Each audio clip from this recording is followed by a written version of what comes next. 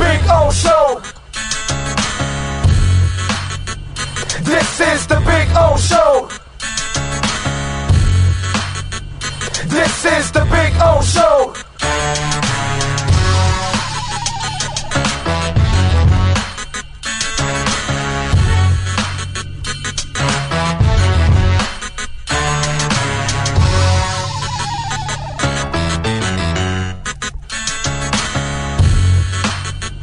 This is the Big O Show. This is the Big O Show.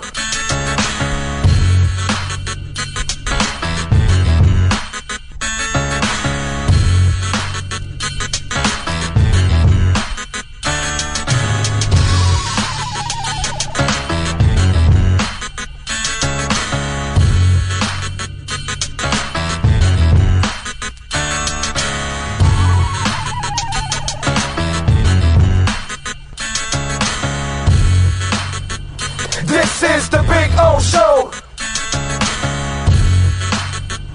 This is the Big O Show. This is the Big O Show. This is...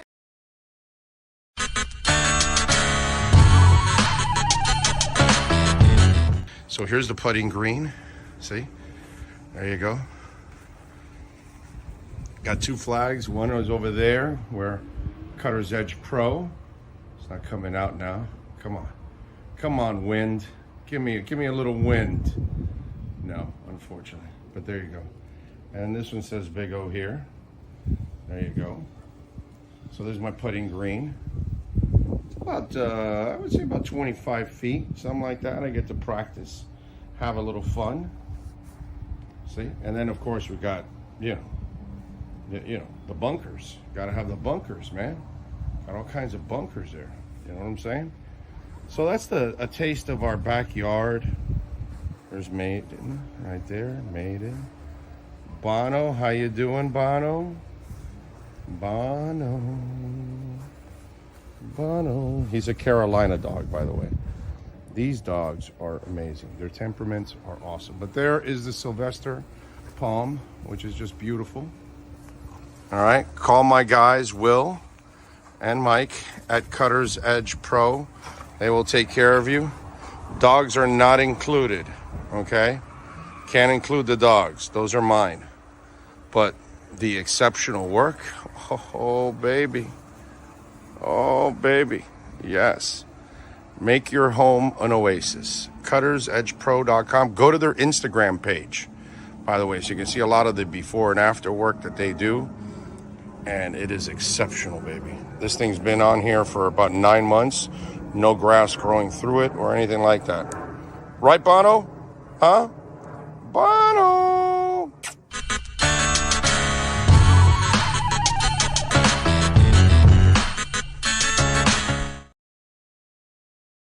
For over 16 years, EJDConstruction.com has provided South Florida residents quality craftsmanship, accurate project management, and exceptional service. That's why EJDConstruction.com is an A-rated member of Angie's List and the Better Business Bureau. When you're looking for the right custom home builder for additions or home remodeling, please call my friend Eric at 305-433-4843. That's 305-433-4843 for EJDConstruction.com.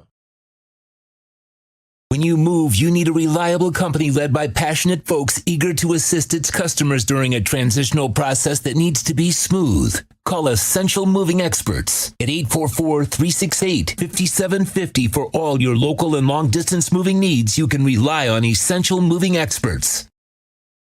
Mention the Big O Radio Show and get $150 off. Family owned and operated. They offer free 30-day storage, full-service moving, fully licensed, bonded, and insured. Moving was never so easy. EssentialMovingExperts.com. There's no need to drive around South Florida wasting valuable time looking for a new or certified pre-owned Acura. Go to the #1 volume sales dealership in the Southeast United States. Craig Zinn's Acura of Pembroke Pines. Purchase with pace and space in a dealership tailored to your needs. From home buying to providing that personal touch. Contact the 2020 Satisfaction Award winner Craig Zinn's Acura of Pembroke Pines. 888-776-5123. That's 888-776-5123. Or visit them at 15601 Pines Boulevard in Pembroke Pines.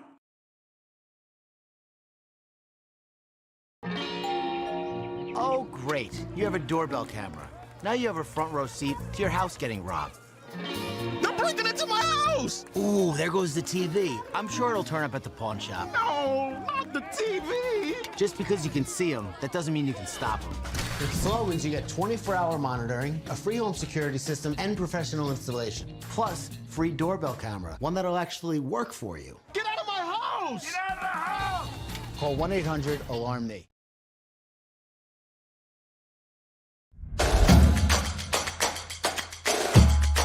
Welcome to Caneswear. New store, new items, same great experience. Family owned and operated since 2010, Caneswear has the latest merchandise from the Miami Hurricanes, Miami Dolphins, Florida Panthers, Inter Miami CF, and more. Come visit us at our store in Davie on University Drive, just south of 595, or online at caneswear.com. Caneswear, the spot Miami fans shop. Welton Rayom has more than 62 years of litigation experience handling insurance disputes. They're committed to resolving even the toughest insurance claims quickly. Call them for a free consultation. 954-966-4646. At Welton Rayom, they don't get paid unless you win. Property damage claims to your home, business, or condo as a result of a hurricane. Welton Rayom can help. Water, mold, fire, smoke damage, Welton Rayom can help. Call 954-966-4646.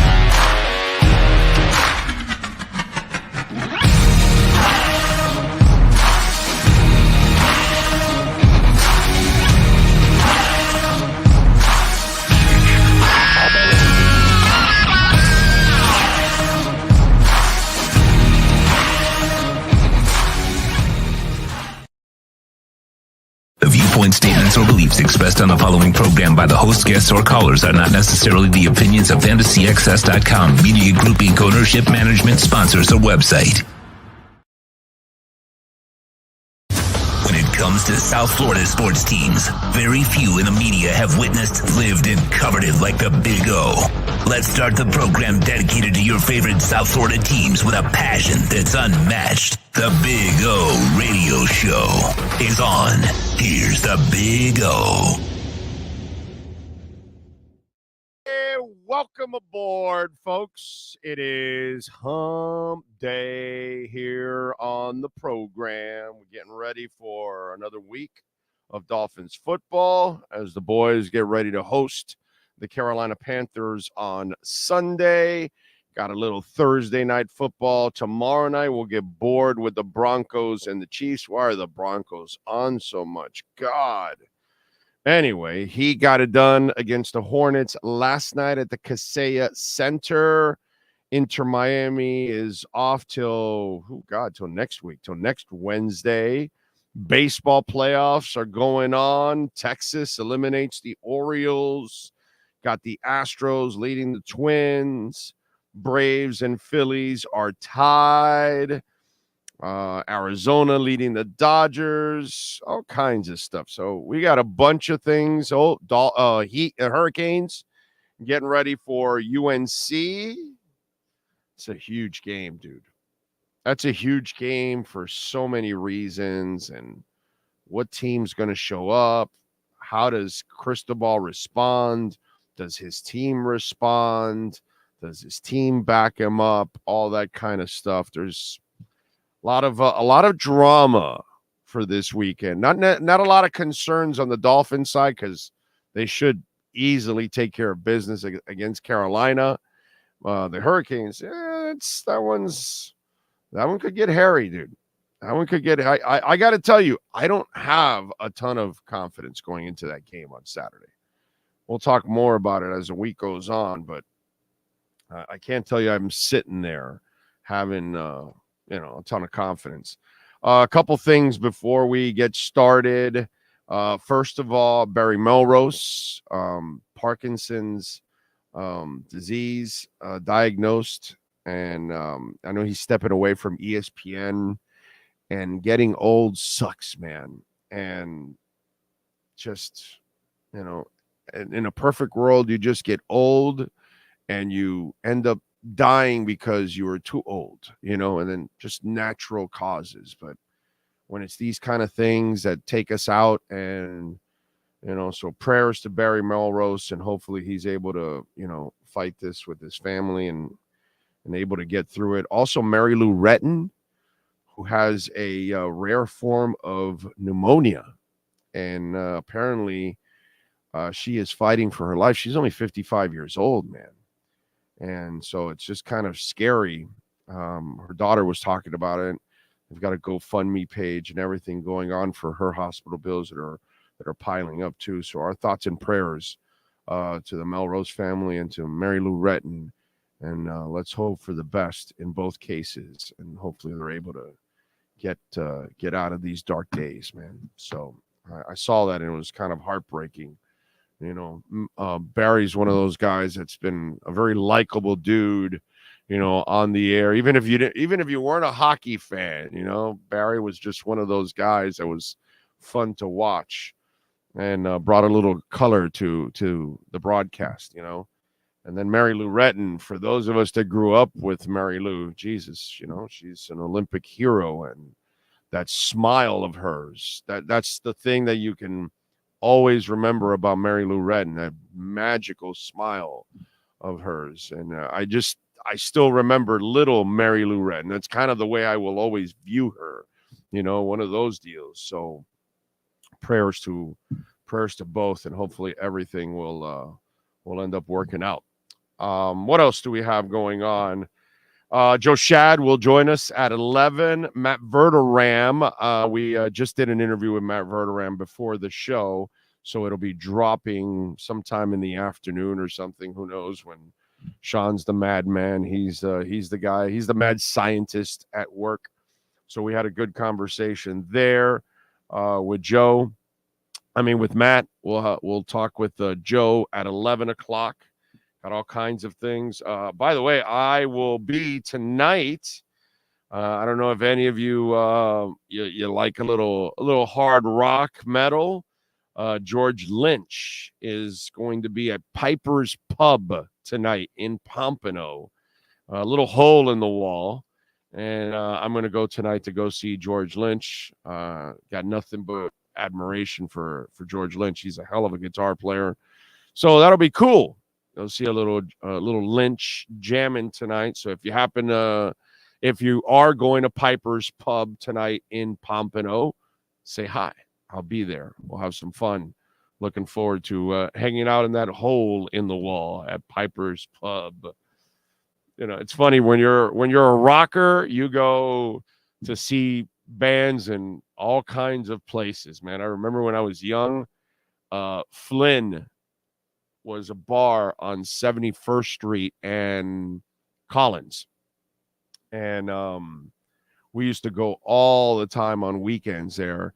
And a lot of local bands would go to Flynn's on the weekends to play. And it was kind of a hole in the wall too, that kind of stuff.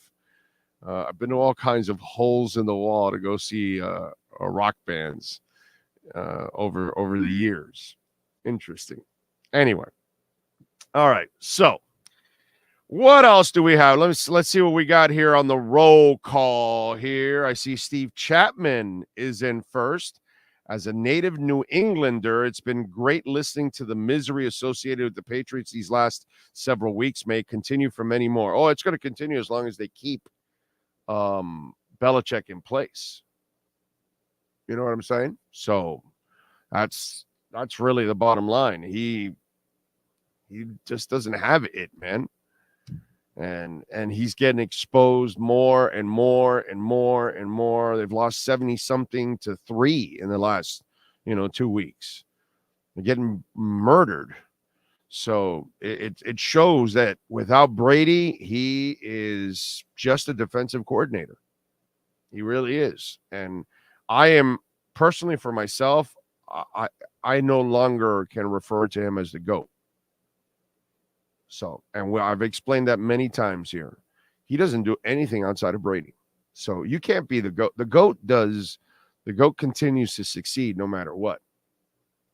He finds another group of players and continues. That's what a GOAT coach does.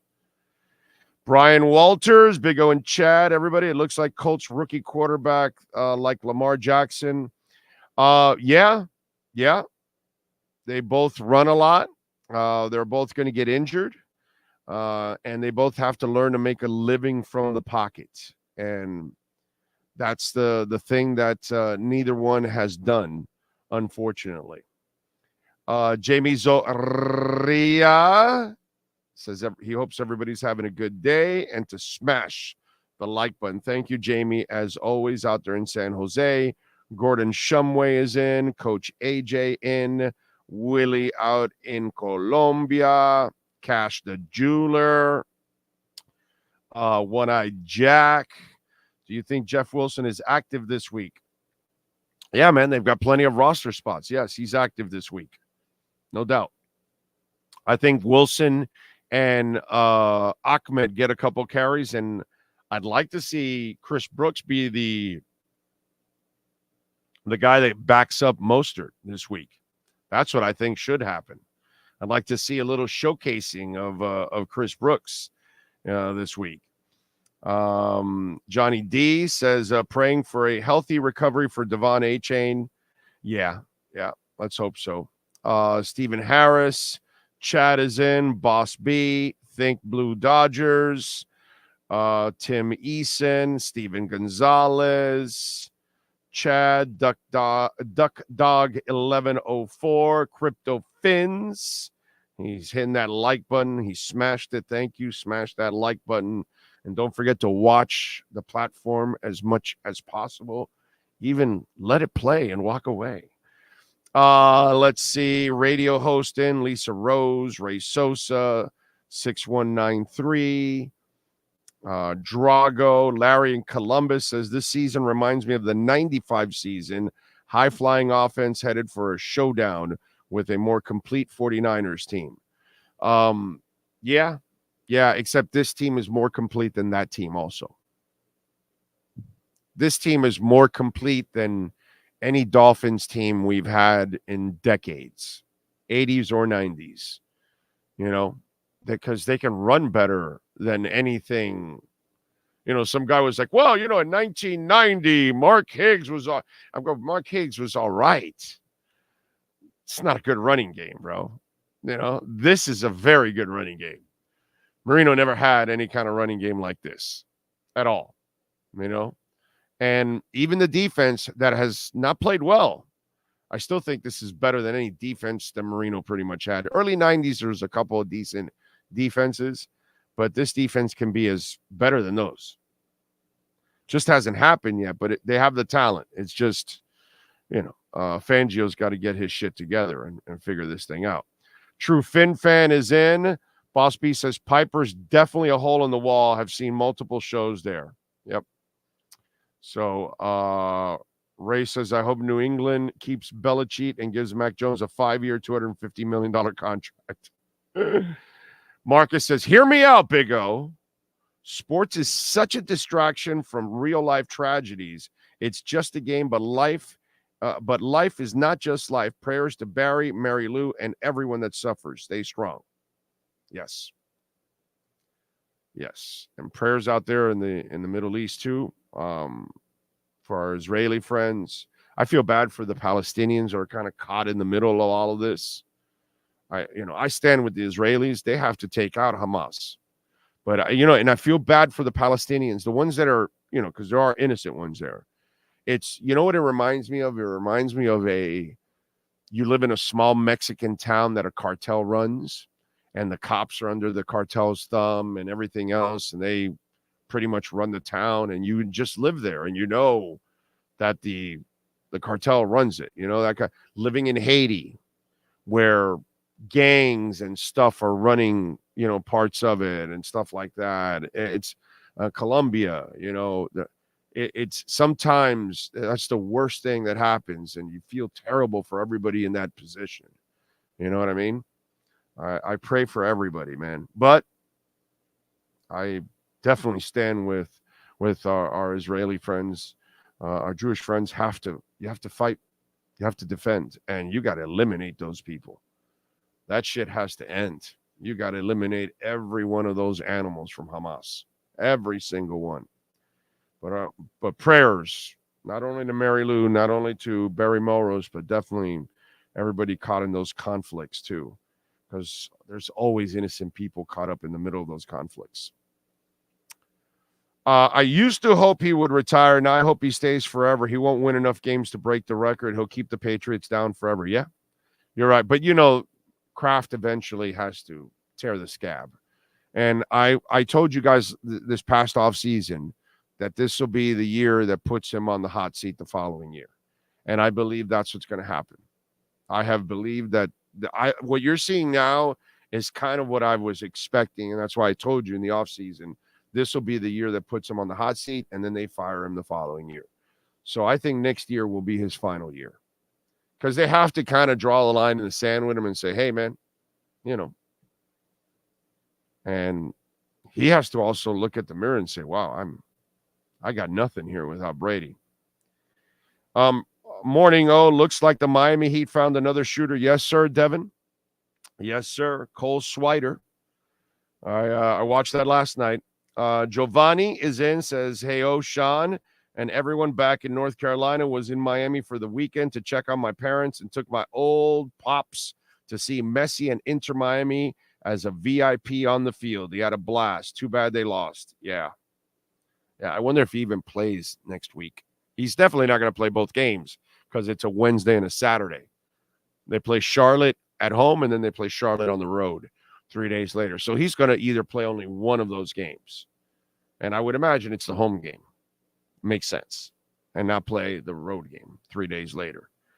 So it's probably what's going to happen. Buenos dias from Denver, says Diego Souza. Thank you, Diego. Appreciate you checking us out. Pat in Asheville says, beat the teams you should. Check. Win at home. Check. Beat good teams on the road, to be determined. I just want to beat good teams, road or home. Doesn't matter to me. Beat Buffalo here, beat Buffalo there. Beat Kansas City in Germany, in Kansas City, or at Hard Rock. Beat the Eagles at Lincoln Financial, I think that's what it's called, or at Hard Rock. I just need you to start beating the elite teams, so I know that you're elite. You know what I mean? So home or away, I need it to happen. Gotta have it happen, man. Would you say Bill is a horrible GM? Yes. It reminds me a lot of Shula. Shula sucked. Once he lost Beathard and Thomas and everything that went on, and George Young was in that front office in the early 70s. Before he left to the Giants, he was with the Dolphins. So they had several guys in that front office that did a great job. Once he lost all those people and he was on his own in the 80s, that's when Shula the GM killed Shula the coach. We all knew Shula the coach was phenomenal, But Shula, the GM, kept fucking it up constantly. You know, it sucked. It hurt because we all love Shula. We never wanted to see Shula go, but then the decisions that were continually made just did not help the team. It made life harder for him to coach, actually, because he made such bad decisions in personnel. So, yeah. And Belichick reminds me a lot of that right now, that he's not good with personnel. Belichick may see the writing on the wall and retire to save face. God, he's got so much pride. You might be right, radio host, but he's got so much pride. You know, I don't know. Jamsville, there will be something to see when Belichick isn't the coach of the Pats anymore. They might improve. That's the scary part. Big O, I'm not seeing any more of the 4-5 wins for the Patriots. How sweet is it? The Grinch of a man lose. Yes. Even if Belichick breaks Shula's record, he will never be better than Shula because he's a cheater. Yep. No, I'm with you there. I'm taking Shula over Belichick every day of the week and twice on Sundays. He's a better coach. It's just this guy ended up with Brady. And so it ended up saving his ass when it's all said and done. I don't put Belichick in front of a lot of coaches now because he can't do anything post Brady. And to me, that's a huge indictment on his ass. Huge indictment. That I can't give you a break for that. You know, that's the problem there. Essential Moving Experts. Let me tell you about Sean Williams and the great people at Essential Moving Experts. Over 1,700 happy customers have filed in and said, hey, man, moving was never so easy. They make it nice and easy, safe and efficient loading and unloading practices all the time. How about flat rates? No surprise charges. That's the thing about Sean. And if you call Sean or you talk to Brooke or any of the great people at Essential Moving Experts, I'm telling you, folks, you are going to experience what you deserve. And one of the things, when I say flat rates, no surprise charges, some of you have never moved. Some of you have never hired a moving company. And you may learn that they're going to tell you, well, this move will cost you $3,000 to $4,500. Excuse me? Oh, yeah, we don't know because we're going to this, that, whatever. And at Essential Moving Experts, they're going to give you a flat rate, not a ballpark figure. Well, it's $700 to $1,200. What is it? Is it 700 or is it 900? Is it 1,000 or is it 12? Well, we won't know until we make the move. No, that's not how it goes with Essential Moving Experts. Flat rate, no surprise charges. Go to the website, make an appointment, go to support if you want to email them, support@movinghelpdesk.com. Talk to my guys, call Sean, call Brooke. All right, they're there waiting for you. 386-213-4054. Long moving services, home moving services, short distance, within the city, within the county, from county to county, state to state, across the country. It doesn't matter. Their home base is in Daytona, but they service the entire country. And they're huge Dolphins fans. EssentialMovingExperts.com. Call Sean, call Brooke, and tell them that Big O sent you. So Anthony Richardson placed on the IR. That sucks. You know, Gardner Minshew's a nice backup. He can help keep it afloat. Not really going to win a ton of games for you. He won't lose games for you. That's the good thing about Gardner Minshew. That's kind of what you want out of your backup. Keep us alive. We don't expect you to carry us because that's why you're a backup quarterback. We don't expect you to be the difference maker in the game. That's why you're a backup quarterback. But what you can't do is lose the game. What you can't do is screw up. So just do your job, get the ball to the playmakers. That's what you want from your backup quarterback. Gardner Minshew is perfect for that. Never going to wow you with amazing numbers, never going to dominate a game with his arm, but he will not be losing a lot of games for you. He will keep you in games. Everyone else will need to do their job to a very high level, but at least he'll keep you afloat. You know, overall, Anthony has a problem, and that's accuracy. And that's something that he's going to have to improve and learn to win from the pocket. It's what I've told you about Lamar, for many, many years now. And he doesn't learn to win from the pocket. Okay. He had some bad throws this week, although they had a lot of drops this week too. I give Lamar a little break this week. They had a bunch of drops this week, but he also had the fumbles, which the key fumble at the end. So when you're a running quarterback, you have to kind of reprogram yourself and use the run as the last option, as a desperation option instead of one of your first options. Oh, my first option isn't open, let me run. No, learn to go through all your progressions. Those kind of things. And Anthony Richardson, by the way, are we going to go injury prone? This is his second injury in a very short time. We're just over a month in his career. This guy's been injured twice already. I'm just saying, because everybody's so quick. Oh, well, Tua's injury prone. Well, yeah, so is Joe Burrow. And so is Anthony Richardson. That's, if you're going to call somebody injury prone, make sure you call everybody else that misses a bunch of games injury prone too. Okay? And by the way, it's nice to see that Joe Burrow looks like he's turning the corner this week. That leg might be finally healing up, because that guy's been playing on one leg. He played pretty well this week. Let's see. Will A-Chain out? Do you think Chris Brooks will be getting a lot of touches? I don't know, Joel. I think this week is perfect for him because Carolina sucks. You've got Philly next week. Ahmed is not yet completely back. You got him a couple touches last week. You're just activating Jeff Wilson. So you're not going to give either one of those guys a heavy load, right? And now you've got Achane out, right? So Mostert is the number one guy. I would imagine this is the week where when you watch Chris Brooks block the way he blocked this past week, my God, give the kid, AC/DC's got a song that says, giving the dog a bone, giving the dog a bone. Well, let's give that dog a bone, okay? Because Chris Brooks is a dog. I mean, he put some people on their asses this week. He's earned the right, and he had that one game where he had like 9 touches for 66 yards or something.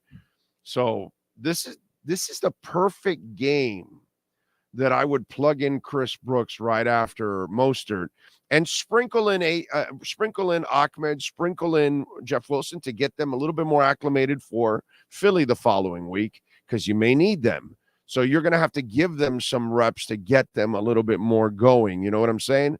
But I think this is the game where you can use Chris Brooks. I really do. I think this is the game where it's perfect, man. It's perfect. And if you can blow these suckers out, right, in the second half, maybe you can rest Mostert and give Brooks a lot of carries in the second half and give give Ahmed a couple of carries, 5-6 carries, and give maybe Wilson another 5-6-7 carries so you can get them the touches. This is the game. At least for me, it looks like it would be perfect. Patriots actually have a generally a decent team. A good coach could take that team to 9 wins this year. He won't. I don't know if they're that good to get to 9 wins. I don't know if the quarterback's that good. It's going to be Mostert, Wilson, and Ahmed running the ball until A-Chain comes back. I'd put Brooks in there, true fan. Jim, thank you very much for the kind words. I appreciate you, my brother. Very nice of you. Larry in Columbus says, Tom Landry, Bill Walsh, and Don Shula, best I've seen, won with different QBs over a long period of time and did it with class. Yes, sir. Yes, sir. This is his 3rd injury, Miles? My bad. Wow. So knee concussion. You are correct. Nice job by you, DF, by itemizing the injuries. Miles and DF are on it. This is third injury. He's way more injury prone than Tua Tagovailoa.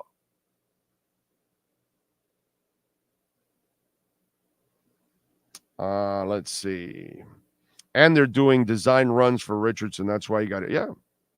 You know why they do design runs, Jamesville? Because he can't pass. Because he can't do it accurately.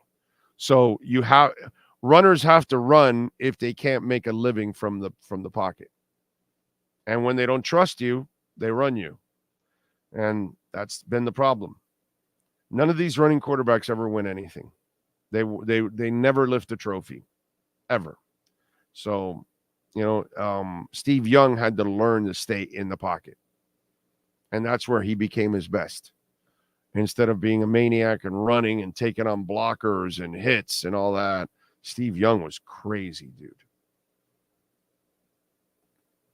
Belichick has always been a bad GM, even the first few Super Bowls when Brady was a game manager and then won more with defense. Many of those core players were Parcells picks, and Tom was Greer's dad's pick. Yes, Greer's dad is the one that helped him get Tom Brady.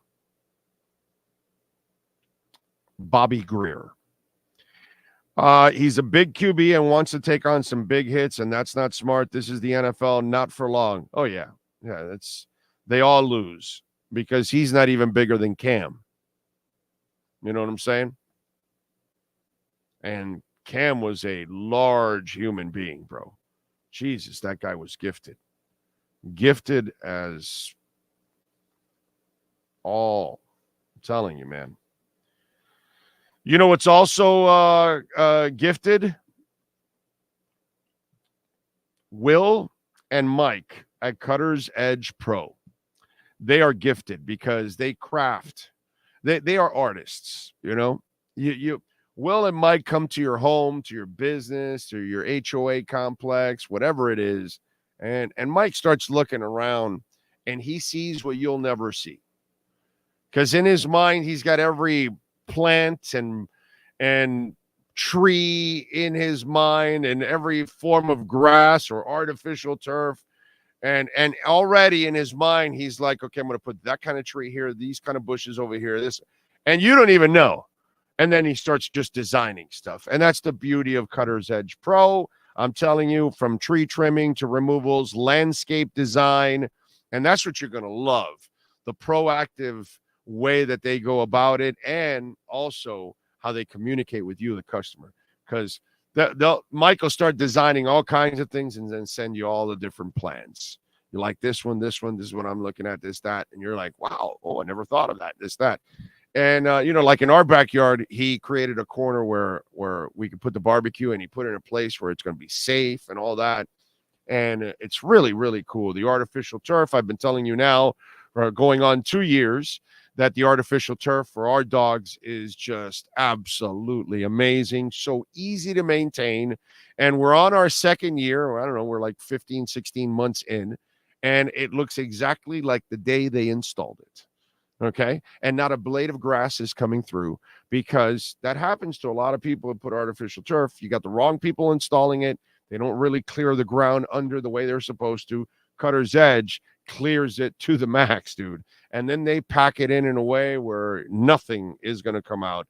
And that's the beauty of it, folks. Have the right people install it, whether it's synthetic turf. If you have tree trimming and removals, you got branches and trees hanging on cables or your roof. Or I don't want you getting up there and risking. Call Cutter's Edge Pro, folks. They'll clean up all that stuff for you. And by the way, maintenance is also, maybe you've already got your house designed out, or your HOA complex, or your business, but you need maintenance because it's not looking great.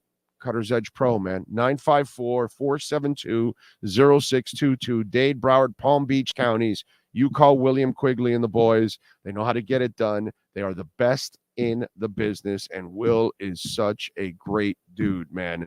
Cutter's Edge Pro. Check out the Instagram page so you can see a lot of their work firsthand, and you'll be incredibly impressed. The best in the business. Cutter's Edge Pro. Expect excellence. Watched Anthony Richardson in college. Couldn't understand the hype. All he can do is run. Couldn't hit a bull in the ass with an iron board. Probably. The NFL needs to buy their turf from Cutter's Edge Pro. They should. They should have Cutter's Edge Pro actually do the entire field. They'd be amazing. Big O, were you a Dolphins beat reporter when? Yes, I was with Cecil Collins. I've told the story before. I had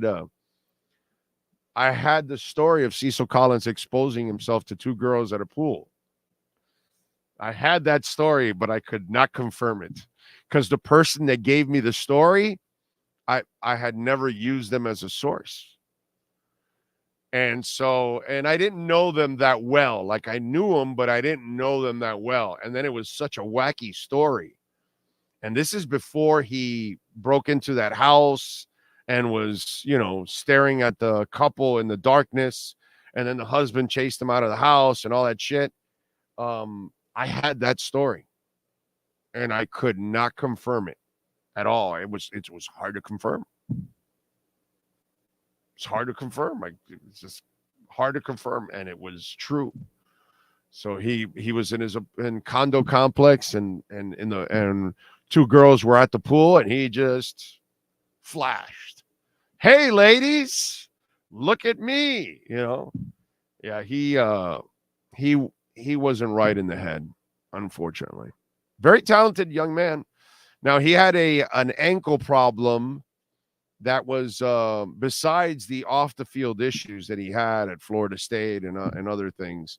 Right. I think Florida State and LSU, right? I think it was. Wasn't he kicked out at FSU and then went to Florida State or something like that? I mean, kicked out of Florida State, then went to LSU and then all that other. I think it was something like that. But anyway, Cecil was very talented. That was an error where this is why I tell you Jimmy Johnson's incredibly overrated.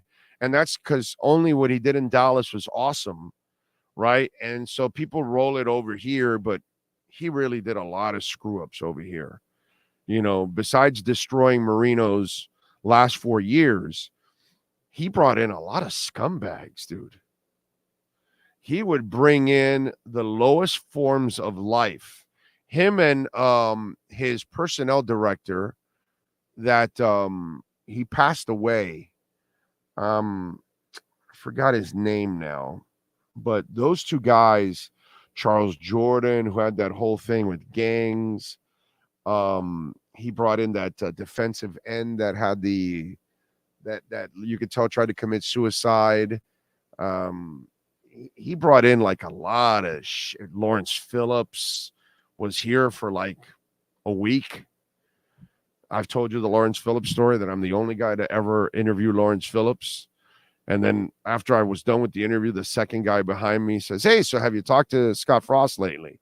And Harvey Green ended all the interviews right there and then because Scott Frost is the guy that he and Lawrence fought over the girl that he dragged 3 flights of steps by her weave and all that kind of stuff. Yeah, Jimmy, at that time, bro, Jimmy brought in a lot of, Demetrius Underwood, Duck Dog. That's him. He brought in a lot of shady and terrible people, dude. A lot of it was like, really, dude? Like, you're that desperate to win? Yes, sir. So he began his college career at LSU. Right. He was kicked off the LSU squad after being arrested twice for illegally entering dwellings. He claimed he was sleepwalking and no recollection of entering the girl's room. And then he went to Division I AA McNeese State. That's what it was. Okay. And then he violated his probation when he failed a drug screen. He was kicked off that squad as well. Right. Yeah. He was a complete screw up. Yeah. Thank you. Yeah. And it's just, like I was a beat guy in those days and I was there every day for that shit. And to watch what was going on. I mean, that final year of Jimmy Johnson, brother, there were stacks of Heineken cases that would come in every couple of weeks or week. I think every week, I think it was. Jimmy didn't go to the Senior Bowl, the Combine, the final year. He just sent Dave Wanstead. And like I told you, that final year, he coasted. That's why they lost 62-7 and all that. I mean, you know, it was like what's that called? Like a fucking all inclusive vacation resort for Jimmy Johnson that final year. I've never seen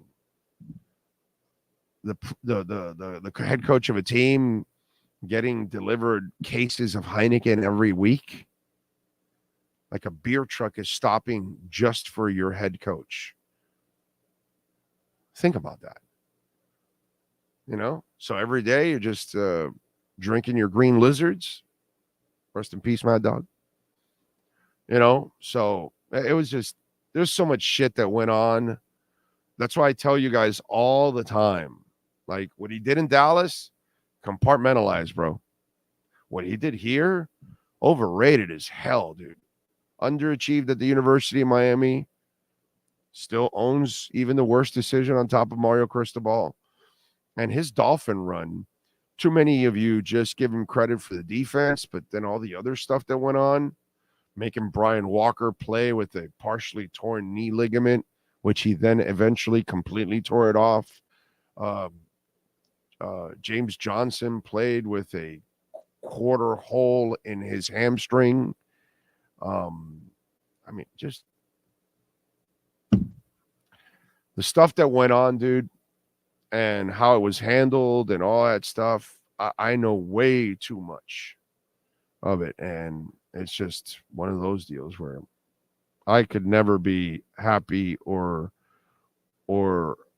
satisfied with what he did here ever. I will always be pissed off at what he did here. Yep. Big O Julian Hill was also putting some linebackers on their butts. Way to go, Greer. Best general manager we've had here since the 70s. Since we actually used to have a front office, this is the best. So, Big O, what do you think about the situation in Israel and Palestine? I already talked about it, bro. I'm 1,000% behind the Israeli people. And they have to do what they have to do. The Palestinian people, the innocent ones, unfortunately, they are stuck in the middle of all of this. You know what I mean? But what is Israel supposed to do? They've dealt with Hamas long enough. Effing wipe them out, bro. Wipe them out from the face of the earth. That's the only way those people are ever going to learn.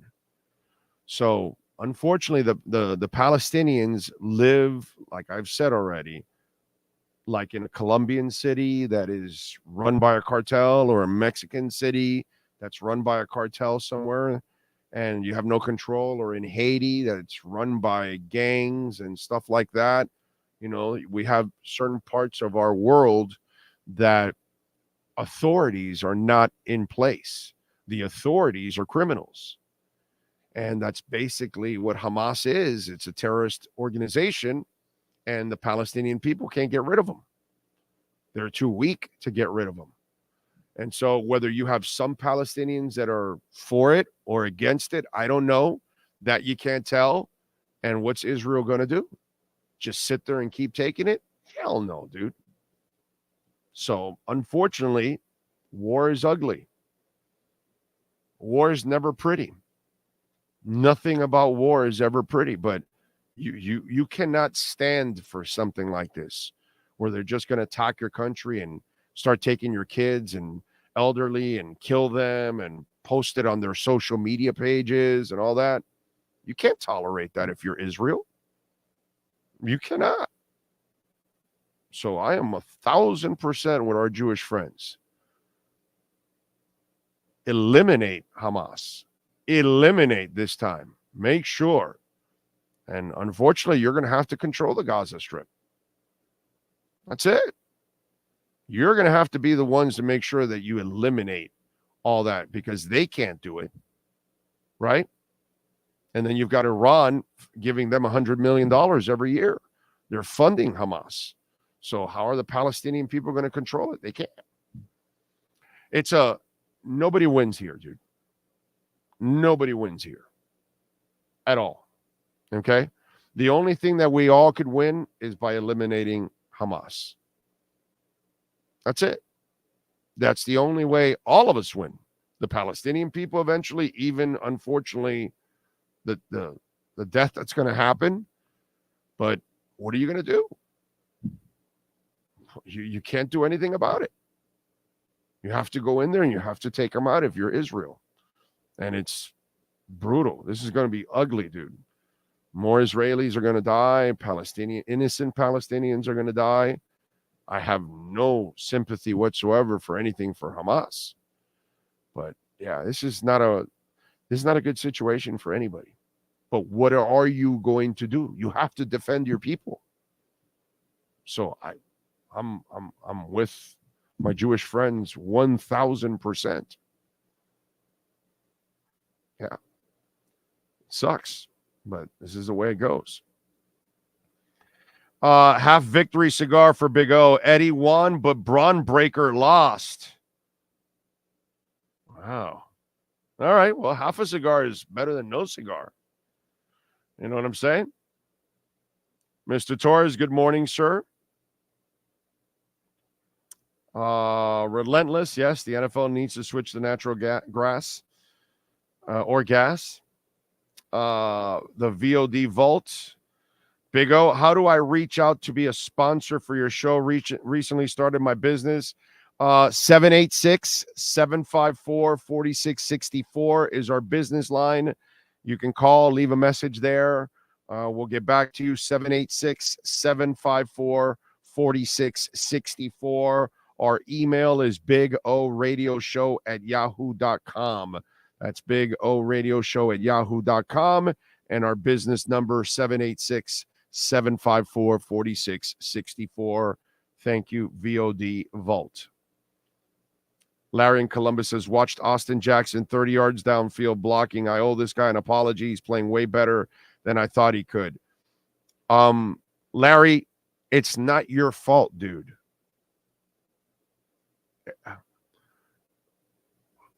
None of you. It's not your fault that you were slamming Tua, that you were slamming the offensive linemen. If you don't have the proper coaching, which is what I've talked about for a long time with Tua, right? From the get-go. What did I tell you? This is coaching. This is coaching and lack of talent. It's not Tua. And sure enough, you change the coaching, you change the lack of talent, and oh my God, Tua looks great. He's the best quarterback in the NFL right now, statistically. Wow, what a concept. And with Austin Jackson, you got a guy that was 20 years old. He's a baby coming out of college. He left a year early. His final year, he gave a bone marrow transplant to his sister. So he couldn't practice his final year of college because he didn't have the energy. So he wasn't even strong enough to have the energy to practice and play every week. Yet he lined up every week for USC. So the Dolphins knew that he was an incredibly tough kid. He was super athletic. And the problem is he's 20 years old. He was also coming out of college at a very young age. And so now he lands on a team that doesn't have the proper coaching, the proper leadership. And then he's so young and green. My God, it's a combination for a disaster. And then you move him from position to position. And then that becomes another nightmare, just like for Eichenberg, right? And so all of a sudden, Hunt found his way at right guard, and you've never moved him, right? And he was able to adjust even under chaos a little better. This is why I told you, go back and listen to the first year of Tua, and why I told you Tua would be a great quarterback. Why? Because I always tell you this. I've been telling you this for years. I need to see my quarterbacks under chaos. And what Tua was under for 2 years was chaos. And if you can perform in chaos, which he did, he won more than he lost. He threw more touchdowns than interceptions. If you look at his stats were still good, not great. They're great now because now he has the support. So sometimes a lot of you out there, you're just blaming the player and the talent, and you're not really looking at the environment. And sometimes the environment is not there for Archie Manning to be the best he could possibly be, for Steve Bartkowski to be the best he could be, for Steve Young to be in Tampa looking one way and looking completely another way with the LA Express and the San Francisco 49ers, looking at Tua under Flo and looking Tua under McDaniel. Comprende, compadres? And so this is what happens at times. And so it's not necessarily your fault that you're slamming the player. It's kind of your fault that you didn't take a step back to look at the overall picture. And that's what we have. Football is an overall picture thing that affects the individual. Basketball is the individual that affects the overall thing. Because in football, it is the ultimate team game. So it doesn't matter how great you are. You could be Walter Payton and run all you want, but as long as Vince Evans and Bob Avellini are your quarterbacks and you don't have McMahon and Ditka and everything else that came with those teams, you're going to stay doing nothing. It's kind of the way it is, unfortunately, but we're too quick to judge just the individual. Now, the individual should be judged when you're Johnny Manziel and you're literally not trying to get better. That's when we slam the individual. The guy that's lazy, Preston Williams, the guy that isn't willing to work, that's when you slam the guy. But sometimes we don't look at the big picture. And that's what happened with Austin Jackson. That's what's happened with Tua. That's what's happened with, all kinds of players in the past when you look at it. Steve Bartkowski and Archie Manning should be in the Hall of Fame if they were on the right teams. But they weren't on the right teams, so they're not in the Hall of Fame. Happens, man. Sucks. But it's the thing. And that's where some of you had to kind of look at it that way. Big O, the last couple of minutes have been a diatribe of ignorance and bigotry. Okay, that's fine. Good morning, Big O. Kenneth Cleveland is live. There you go. He's back from the Boom Boom Room. Alexander says, I heard you were difficult to work with at QAM. Yeah, definitely. For sure. Yeah. I don't take a lot of shit, dude. If you haven't noticed that, you know what I'm saying? So, yeah, I stand up for myself. So that is going to be a problem for some. You know what I mean? I'm not a sheep. That's just not who I am. It's not who I've ever been. I'm not a follower. So, it's a lot of times in radio, you have to play a game that they want you to play. And that's not who I am. So I've told the stories over and over. If you haven't listened, what can I tell you? Can't help you. And I'm the first guy to tell you that I'm not going to be easy to work with. There's no doubt about that. Because if you're lazy, if you're trying to do something that's deceiving, if you don't want to do it the right way, you're going to have a problem with me. And if you think that at QAM they do things the right way, so I can't help you, my brother. You come up with a lot of really stuff that kind of shows where you're at, but it is what it is. What are you going to do? Krillian 77. Minus the fumbles, I just feel Mostert is playing some insane football, still running 21 miles an hour, but also playing like a beast, fighting through tackles and always leaning forward. Yeah, he's played great, but he's got to eliminate the fumbles lately. Now, just had his grandfather die, so, he maybe, we got to be a little patient, but he's been fantastic. But you do have to take care of the football because it'll burn you, as you all know. True Fin Fan says, don't kill me, but O-line is balling. Why would I kill you on that?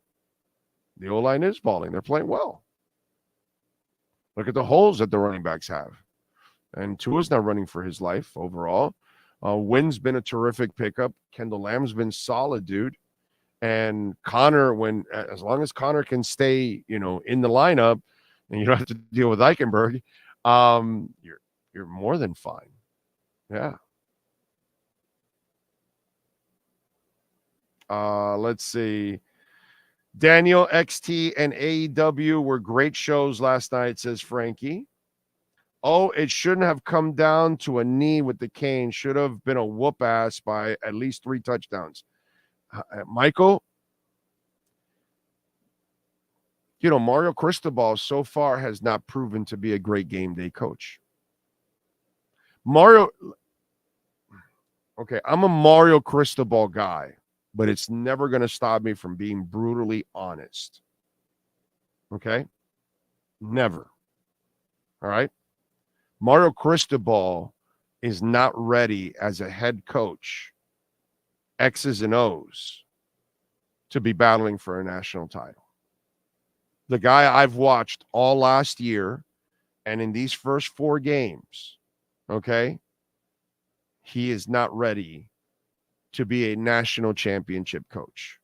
He is not the guy that is going to match wits or outwit somebody on the other side. I have not seen that yet. I got to be honest. Have to be honest on that. Because that's a great example, what you just said there. You should have blown out Georgia Tech, and you didn't blow out Georgia Tech.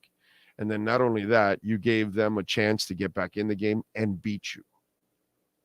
And then your defense, you even let them get behind you. So for me, Mario Cristobal still has a lot to prove to me as an X's and O's guy. I think right now he's pretty weak, to be quite honest. I have to be honest here on this. I am not impressed whatsoever with Mario Cristobal, the coach. His football IQ does nothing for me. Tough guy, rah, great recruiter, great stuff, all that. That's fantastic. I want Mario with me in a back alley somewhere for a fight. Yeah, I want a tough dude like that with me. But is he Mike McDaniel at any point? No. No, I haven't seen that. So I haven't seen a guy that here is at an elite level. Okay? I see a lunch pail blue collar guy. That's what I see in Mario Cristobal. Let's be honest now. Nothing about Mario Cristobal's coaching so far in a year and so far this season tells you he's a great X's and O's coach. Motivator, tough dude, recruiter, tireless worker, A+ on all of those. X's and O's, C-, maybe a D. I'll go with a D. Yeah, he doesn't even deserve a C- because what he did last year was pretty pathetic. It was terrible coaching. Horrible coaching constantly. Horrible decisions constantly. And then what you did with Georgia Tech this week, it's unforgivable. So I'll go with a D. And so that's one area that he needs to show me that he's better than most. I mean, how are you going to win a national championship if you're not better than most? See what I'm saying? So if we're going to be honest with ourselves, not a damn person can ever tell me that they're impressed with X's and O's in Mario Cristobal. Not a damn person can ever tell me that. Let's see.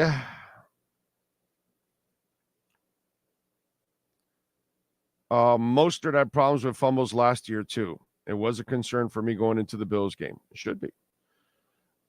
Big O is a no-nonsense type guy. I'm just a old-school type guy, and I don't really take a lot of shit from people. And I don't care who you are, bro. I really don't. So, just my style.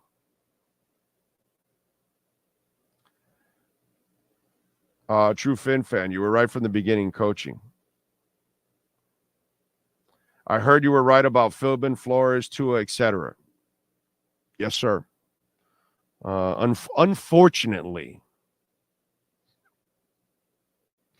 I was right about Philbin. Unfortunately, I was right about Tua. Fortunately, I was right. Unfortunately about Flores. Unfortunately about Philbin. And fortunately for Tua. Because we need a quarterback. Unfortunately, we've needed a coach for a long time. So I wish all these other coaches worked out. You know? But yeah. See, a lot of people criticize the Butch Berry signing. Amazes me how quiet these people are. He had terrible reports. He had some terrible reports. And he was terrible at the University of Miami. But maybe it was the environment. And Denver's a disaster. And he was terrible in Denver. So McDaniel hires him. He must know something. And that's where you had to give McDaniel the benefit of the doubt. And McDaniel was right. Because right now it has worked out beautifully for the Miami Dolphins. And it looks terrible for Denver. Hey, listen, some people told me that from Boston that Isaiah Wynn would never work out. Do you know why they told me that?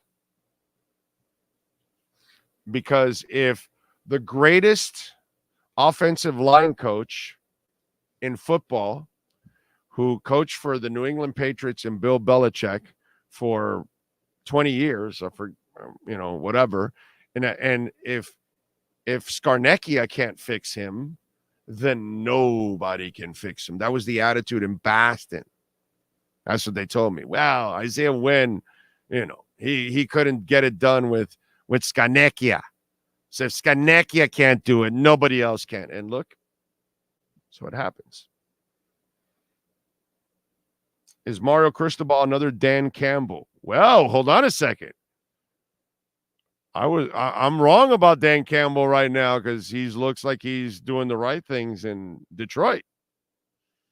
I mean, Jared Goff is playing better football under Dan Campbell than he ever played with the Rams.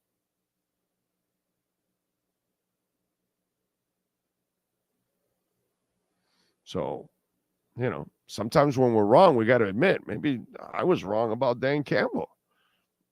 Because I thought Dan Campbell was all raw. As a Ducks fan, none of this with Cristobal surprises me. He totally mismanaged the offense with Herbert, too. I remember with Herbert, he ran a lot. But I was wondering sometimes with Herbert, did he not trust him or something? It was a weird thing. Mario wanted the team to a player-driven team. The team QB should have taken control and just kneeled. No, Drago. No. Don't do that, bro. No. This is on Mario Cristobal, okay? Players don't run the show in college football. The coach runs the show in college football. I'm not excusing anybody here, and I'm not giving Mario Cristobal 1 ounce of a break on this. This is all on him. Every single bit of it. Okay. And he did a piss poor job of taking, responsibility. Hey, Sean, can you send Joe Shad a link? Because I don't know if I sent him a link, please. Because we're going to get Joe Shad here at the top of the hour. Oh, did you see Pats fans calling? Yes, we played it yesterday, actually. You probably weren't watching, my man. Big O was also right about the man in the box. Oh, yeah, Tannehill. Yes. Tannehill. Miami 305. Of course, what happened to Israel was horrific. It's been happening to Palestine for 75 years, and everyone turns a blind eye. How come no one talks about the occupation in Gaza and West Bank? No freedom. You're right. But what is the common denominator out of all of it? Hamas. Right? So it's been unfair to the Palestine people. It's unfair to the Israelis. You got to eliminate Hamas. because that is ultimately, they're the terrorists, right? They're the ones that are the straw that stirs everything up. So it's a no-win situation. Nobody wins here. The Israeli people don't win. The Palestinian people don't win. The innocent ones, because obviously you have ones that are on the Hamas side, and so that's not good either. You know what I'm saying? It's just, and this has been going on, like you said, for 75 years. There's this hate. You know what I mean? And then obviously we have so many of the Arab countries that hate the Israelis. And so then there's all that hate also that's built up for so many years. It's just, this is a situation that nobody wins. But I think what we all have to agree on, you got to get rid of the terrorists. You have no choice. You have no choice. You have to do it. All right, let's take a quick break. In a minute here, Joe Shad will join us for hour number 2 of the Big O Radio Show.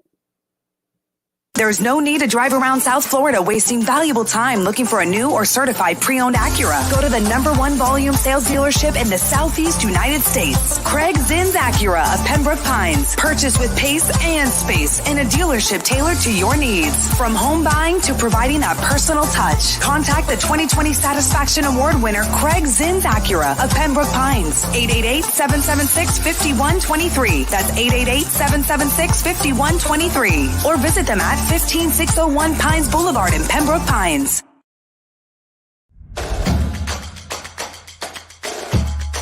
Welcome to Caneswear. New store, new items, same great experience. Family owned and operated since 2010, Caneswear has the latest merchandise from the Miami Hurricanes, Miami Dolphins, Florida Panthers, Inter Miami CF, and more. Come visit us at our store in Davie on University Drive, just south of 595, or online at caneswear.com. Caneswear, the spot Miami fans shop. Oh, I think I know what this is. Houston, we have a package. Hello? No matter where you are, the Sloman Shield home security system guards your home. With next-gen perimeter protection, 24/7 monitoring, and interior motion sensing. And right now, get a free Sloman Shield security system and doorbell camera, all professionally installed, for free. Shield your world, the Sloman Shield. When you move, you need a reliable company led by passionate folks eager to assist its customers during a transitional process that needs to be smooth. Call Essential Moving Experts at 844-368-5750 for all your local and long-distance moving needs. You can rely on Essential Moving Experts. Mention the Big O Radio Show and get $150 off. Family owned and operated. They offer free 30-day storage, full service moving, fully licensed, bonded, and insured. Moving was never so easy. EssentialMovingExperts.com. The viewpoint, statements, or beliefs expressed on the following program by the host, guests, or callers are not necessarily the opinions of FantasyXS.com, Media Group Inc. ownership, management, sponsors, or website. It's time to talk Aqua and Orange. Miami Dolphins fans. Here's a man with incredibly high standards. In fact, he isn't impressed with Tyreek Hill's dominance, Jalen Waddle's speed, or even Teron Armstead's swag. It's the Essential Moving Experts Miami Dolphins Exchange with Joe Shad. When you're looking to move your home or business anywhere in the U.S. from coast to coast, call Essential Moving Experts at 305-602-8369. Flat rates and no surprise charges. EssentialMovingExperts.com. Call 305-602-8369. Let's talk football. Here's Joe Shad. All right. How you feeling, man? You feeling good? Good. How are you, Big O? Very good. Somebody, bro, on the chat board says, Big O, it's crazy. People say Tua is a product of great receivers, yet all his receivers that left Miami are having their worst careers in Parker, Gesicki, Sheffield, etc. Plus, isn't Tyreek playing better than he ever did in Kansas City? So the question is Tyreek playing better than he ever did in Kansas City? For you, it's just a comment that you made, and actually, if you think about it, he's just a productive player, and people that play with Tua will be productive players. That's all. I don't think it's. I think we're past that already at this point. You know what I mean? It's just at this point, if you're picking on Tua's play, brother, there's something wrong with you, right, Joe? I mean, you know, that's kind of crazy that anybody thinks that he's a product of the system or something like that. Yeah, I mean, obviously there were a couple of throws that Tua would like to have back from the last game, but overall he continues to play well in general. Yeah. Listen, it's you know, it's a similar system to what San Francisco is running. And we see that Brock Purdy is number 1 in the NFL in passer rating, and Tua is 2, at least the last time I checked. And so the system is a factor here. We can't say that it's not a factor. Clearly, this system is but suiting Garoppolo was well. never that. Garoppolo was never that. He was among the league leaders in passer rating, and people said that it was, you know, fraudulent. So we can't dismiss the system. We can't dismiss the player. Right, but Garoppolo has not played at the level of those guys because he doesn't make the consistent throw like these guys do. And that's where I give Brock Purdy a lot of credit, because in the end, you still have to make the right decision and the right throw, and the ball placement has to be there, and the toughness has to be there, because you're going to have to wait at times. You're going to have to take some hits. And so to me, that's where I give Purdy and Tua a lot of credit, is that their consistency is what makes them real good. And it's not the system, because then anybody could do it. And I'm sorry, not anybody reads, reacts, delivers accurately, you know, down in and down out. That's a gift that these guys have.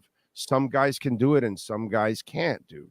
They flinch. They just wait a millisecond and that ball's too late. I give Purdy and Tua a lot of credit. They are, man, constantly on target and on time. Anticipating, yeah. When you watch the film, you see that the ball is out, like on that Jalen Waddle touchdown, and the left side of the end zone. You know, and then Tua scrambles to his left. It's a broken play, and the ball is out well before Jalen is where he's going to catch it. And obviously that's the role of any quarterback, but Tua and Purdy, yes, both have excellent anticipatory throwing skills. Which is something that, you know, 17 never had here. He could never anticipate. Throw guys open. No, he can never do any of that. Cam Newton can't do that. Lamar Jackson doesn't do that. That's what takes you to that next level. Those guys that are able to see the game differently than the rest of the guys, because they're watching it in a different dimension, because they're able to see everything happening before it happens, which is freaking stupid. Like, you know, but all these other guys that are super gifted, they wait for the receiver to break, and then they've got that gun, so they're able to throw it in there. You know what I'm saying? And so when you can rely on your God-given ability, that's great. But the problem is, that's not always going to be there for you. If you don't have anticipatory skills, you're going to fail in some plays in this league, because you're going to need them. You're going to have them, unfortunately. Now, and if Tua stays healthy and plays 15 or more games this season, the Dolphins are going to have a difficult decision to make in terms of how much money and how many years and how much guarantee.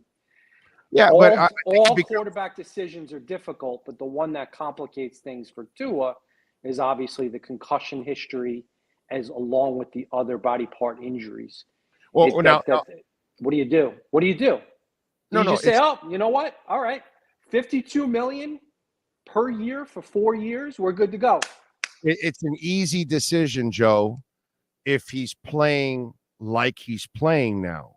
Now he's no longer putting a shoulder into somebody, no longer hanging on to the ball for 4 or 5 seconds and trying to play hero ball. He's throwing it away. He's sliding. He's doing what Breeze did, what Greasy did, what all these other smaller quarterbacks normally did for all their lives. But they all get hurt. They all get hurt. Anthony Richardson gets hurt. They all get hurt. No, but Anthony Richardson. They all get hurt. The question is, when Tua gets hurt, is the fear that it's going to be significant. And you're right. There was a play down near the Dolphins goal line. Tua rolls out to his left. He's under pressure. He throws it at the feet of a receiver. Smart play. Smart play. He's playing generally smart. A couple of bad decisions, but that happens. Well, that's every quarterback. But every quarterback he's is going to get. This I'm past not week, wishing this. Yeah. this past week, he got cute. He did not respect them. So he was pushing some things. He was forcing balls where And he it was should. the linebackers. It was the linebacker. That the position that gets to us sometimes is the linebacker. The linebacker who's floating, the linebacker who's dropping, the linebacker who's drifting into a zone that Tua doesn't expect. So that's something he's going to have to monitor moving forward. Yeah, he forced a couple this week, I would say, and I was like, come on, bro, relax. But I think they were so confident that they were so much better than this team that they could take. He felt like he could take some extra chances, which he shouldn't have. But it is what it is overall. But I would sign him if he's playing like this, he can play forever. I have no problem with this Tua right now. This is the Tua that I wanted to see. The Tua that you can make the decision, and bro, if there's nothing there, kill the play, man. You can make the play. I just wonder if he's not going to get quite as much as the other three. You know what I mean? Whoever the top three are. I'm not worried about that. He'll get his money, dude. But he was not going to be Anthony Richardson has to run. So he's going to bring on more pain to his body like Lamar Jackson has, like Josh Allen has. All these guys have to run in order to be the guys that they are. Whereas if you're a pure pocket passer, you can kind of control your environment more often than not. The only time you can't control it is when a guy completely breaks free. Unblocked. He's going to get hit blindside. It's going to happen. Right. It's going to happen. Right. It's going to happen. Austin Jackson's been very good, but somebody's going to run around. Austin Jackson's been very good, but someone's going to run around him and drill to him. Yeah. I'm not wishing this. It's just football. This is going to happen. Yeah. It's going to happen. For sure it's going to happen. But, overall, he's controlling his environment like most quarterbacks can, as long as you get rid of it quickly or make the right decision when the play isn't there. And I give him a lot of credit that he's been able to do that. Is this a game where you see Chris Brooks? Because you figure Achane is out, so now Ahmed isn't completely back yet, but you'll give him some carries. Jeff Wilson, you're activating. You're not going to give him a bunch of carries. Brooks was blocking his ass off this past week. So, and it's Carolina. It's a bad team.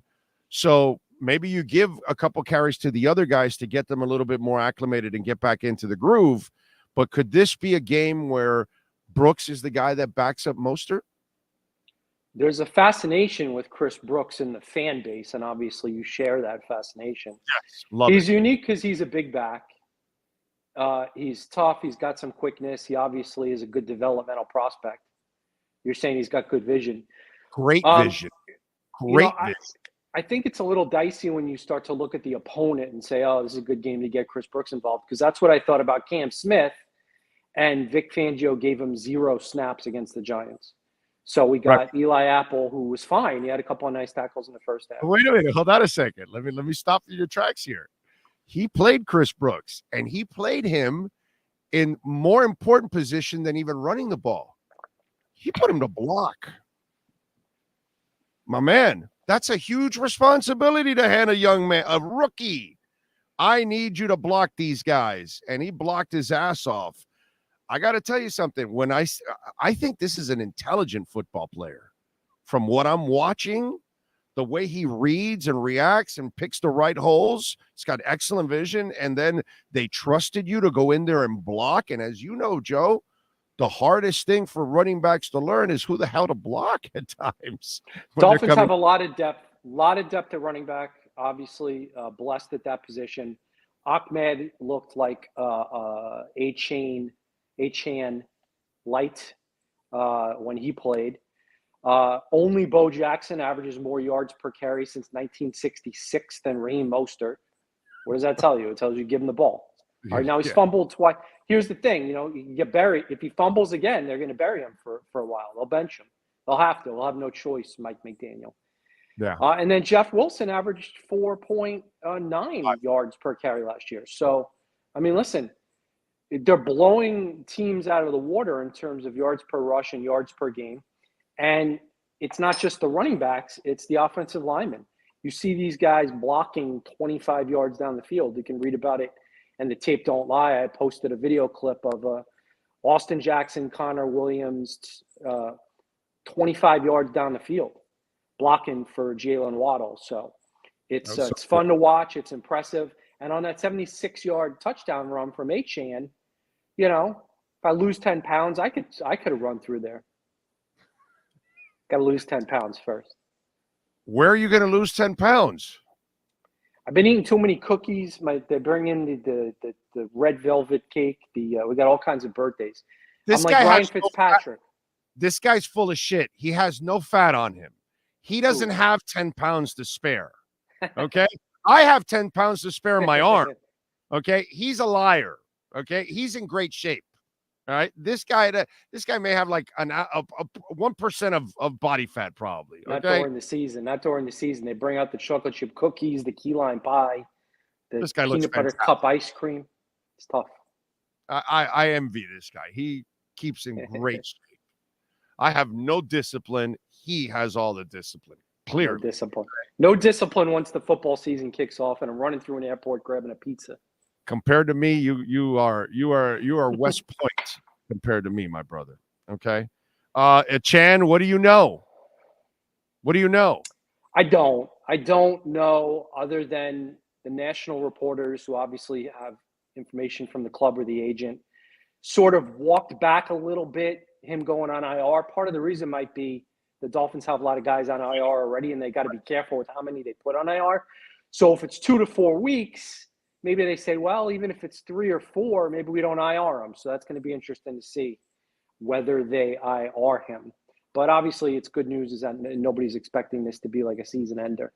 And the Dolphins have so many good players coming off of injured lists, including Robert Jones and Nick Needham and Jalen Ramsey and Teron Armstead.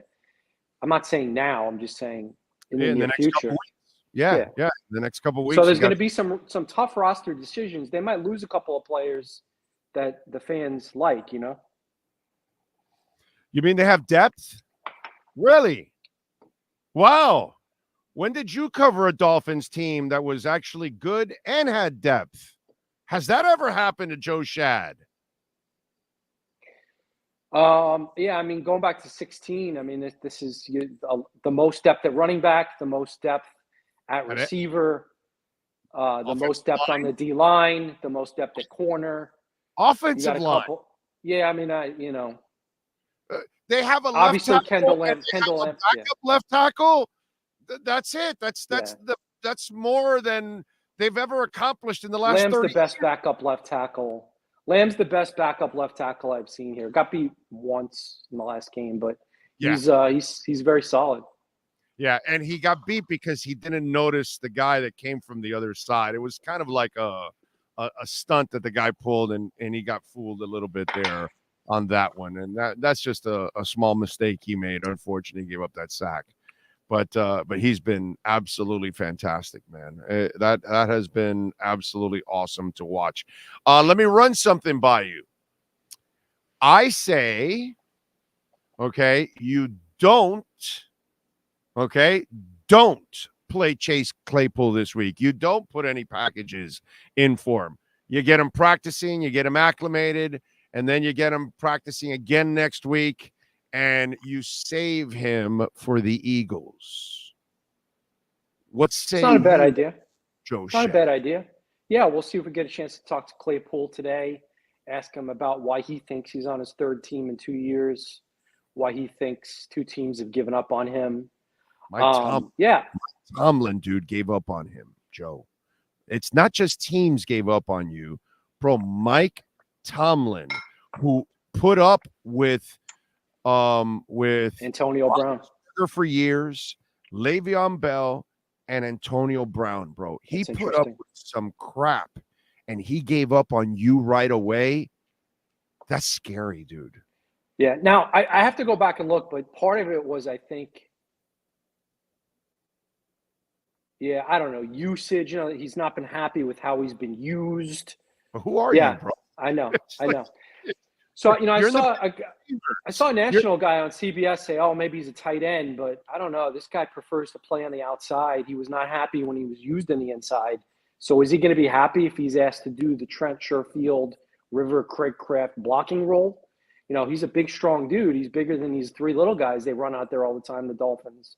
So he's going to have to really sacrifice as a blocker if he wants to earn the trust of the coaches and teammates. And he also could play the Devontae Parker role too. Fade pattern down the sideline, fade pattern in the end zone, that kind of stuff, and then do a little Ezukama running, an end around, that kind of stuff. I would imagine that that's kind of the stuff that he's going to do, kind of the Devontae Parker / Ezukama role that we've seen. I almost feel like the other thing that I mentioned to some of the guys we have on, if I'm McDaniel, you're not going to sign him anyways next year unless he, it really has no market and you can get a cheap deal out of him. But what you do is what you plan to do with Ezukama down the line. Well, this guy's more mature than you are as a football player right now. So you could start doing a lot of the stuff with him that you want to do with Ezukama. And now you've got it on tape. And now Ezukama can kind of watch and also see what they want to do. So it could actually be a learning device for Ezukama too in the process. I'm going to be interested. I mean, he's tall and he's heavier than the other guys. But does he want to be a running back? Does he want to be a tight end? Does he want to be a blocker? I don't know. Does he want to grow up? Does he want to grow up? Does he want to be a professional is the question. Or does he want to be a petulant child that thinks that he's going to know everything and what they want to do? He's got to earn his keep, and he's got to know that this is his last stop, Joe. He's got to know that. And you were gifted the best offense in the league. Moron, it just gave you everything you need to go next year into free agency and saying, see, I can prove I can do this. I acclimated to them. I did everything. And you see, I'm the team player. I'm a playmaker, yada, yada, yada. I mean, this is the opportunity of a lifetime for a guy like this. It's a really interesting move.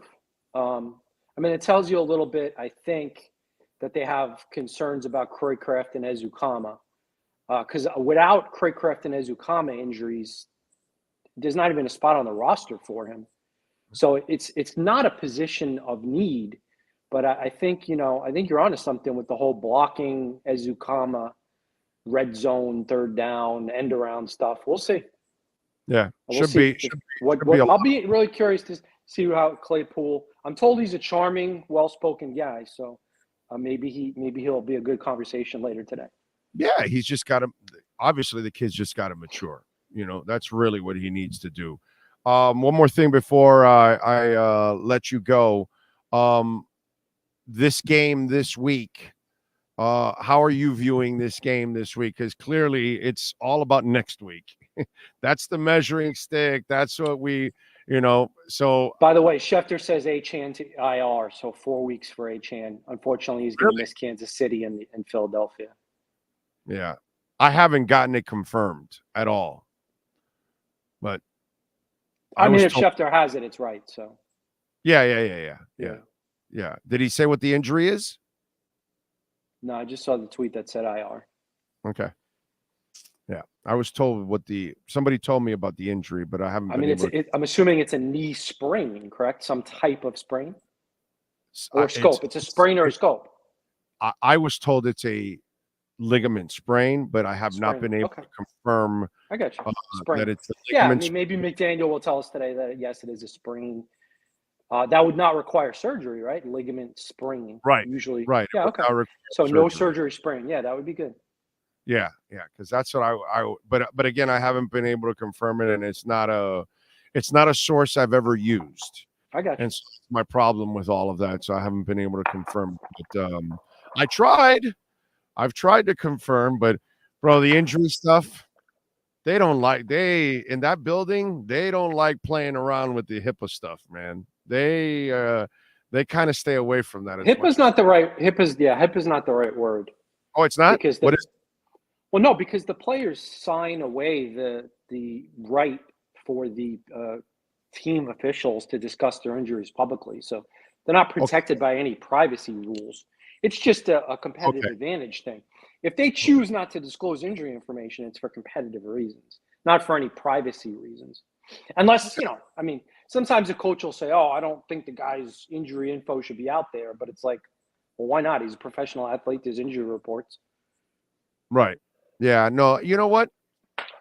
I think you're right. It makes a lot of sense what you're saying. No athlete can take issue with a professional sports team disclosing their injury information. They sign away that authority. But they did get mad to Schefter when Schefter got that injury news. What was it last year or the year before that he took a lot of heat for exposing some injury? I forgot which one it was. You know what I'm talking? Do you remember that case? Well, I think at a certain point he revealed the X-rays and or MRIs for the player who blew up his hand with a firework. Right. That's it. It was Pierre Paul. That's right. Yeah. That's right. Yeah. That's right. So I'm Schefter probably would take that one back and say, you know what, I didn't need to reveal the X-ray or the MRI. I believe that's what happened. I have to go look it up. Tell us what you got going on in the Palm Beach Post, my friend. Yeah, check out the Tape Don't Lie. We break down Raheem Mostert, Devon Achane, Tyreek Hill, Austin Jackson, who's playing great, Andrew Van Ginkel, Zach Sealer, Christian Wilkins, all had big games. Good breakdown of what's going on in the Dolphins-Giants game, a little review. There you go. Follow him on Twitter at Shad Joe, like I and many other Dolphin fans do, and catch his work there at the Palm Beach Post. As always, Joe, thank you, my brother. Appreciate you. We'll catch up next week. All right, man. See you. Thank you, sir. There you go. Essential moving experts and our man, Joe Shad. You've been listening to the Essential Moving Experts Miami Dolphins Exchange with Joe Shad. When you're looking for local home, long moving services, or office relocation, call Essential Moving Experts at 305-602-8369. Flat rates and no surprise charges. EssentialMovingExperts.com. Call 305-602-8369. Miami Dolphins fans, follow Big O Radio Show on all platforms to keep up with your favorite NFL team.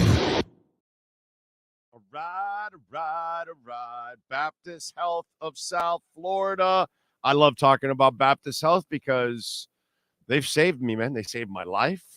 5 stents in my heart. When I had that chest pain and all that, my wife took me right away to Baptist Health. When my wife broke her jaw, we went to Baptist Health. When she was pregnant with our daughter, we went to Baptist Health. When my daughter broke her finger, we went to Baptist Health. So Baptist Health has been an amazing part of my life. I had my colonoscopy there a few months back. And please, I know we talk about baptisthealth.net/ortho. And if you're dealing with the personal injury and those kind of things, and that's really important. Like my daughter had a broken finger, and you definitely want to go to baptisthealth.net/ortho. But I also am going to tell you the colonoscopy, man, I was an idiot. I waited till I was 56 years old to have it. And if you're in your late 40s, already 50, you need to have one if you haven't had one. So please go to baptisthealth.net or use that QR code right there and make your appointment if you're in your late 40s to 50s. They do it so respectfully. They do it in a way that the patient never feels uncomfortable or odd or anything like that. I'm telling you, and it's nothing whatsoever. Man, you take a short nap, you wake up, and it's over, and it's nothing. And I'm telling you, so the people at Baptist Health, thank you so much for what I thought was a weird and uncomfortable and odd thing to do. And it was like something that I just didn't want to do because I'm an idiot. And I could have had something, serious. And thank the Lord, everything came out perfect. They told me, you don't have to come back for another 5 years. I'm not even going to wait 5 years. Just to be safe, I'll go back in 2 years or 3 because it was nothing. It was worth it. So, again, I just want to, because you can, get ahead of all this stuff and maybe, nip something in the bud before it actually really affects you. So please visit our friends at baptisthealth.net And don't forget, if you have an injury that's keeping you from doing what you love, take charge of your health and get back in the game with the help of the all-pro staff at Baptist Health Orthopedic Care. Big O, out of all the coaches that we have, McDaniel has shown that he has the balls that most coaches don't have and has shown that he can actually build a staff. That's why this team is actually good. This is why when they hired Joe Philbin, I told you he was going to fail because he could not build a staff. He was stuck in Green Bay. It's amazing how Joe Philbin and Brian Flores are the same person. Same person, dude. They both couldn't build staffs. They both came from one place that they were stuck in their whole careers, so they didn't get to know anybody around the league.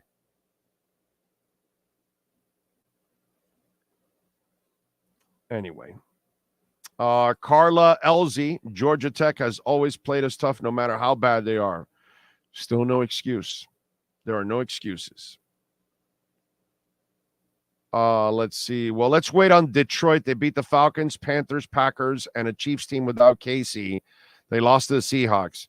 Hey, man, they're still winning more games than they normally do. I give them a lot of credit. They're still better than what they've been. You're right that in the end, they haven't gone to the playoffs yet and won anything, but I gotta give Campbell some credit for what he's doing, dude. Did you see the fight of the Dolphins-Giants game? That girl got rocked. I did not see it.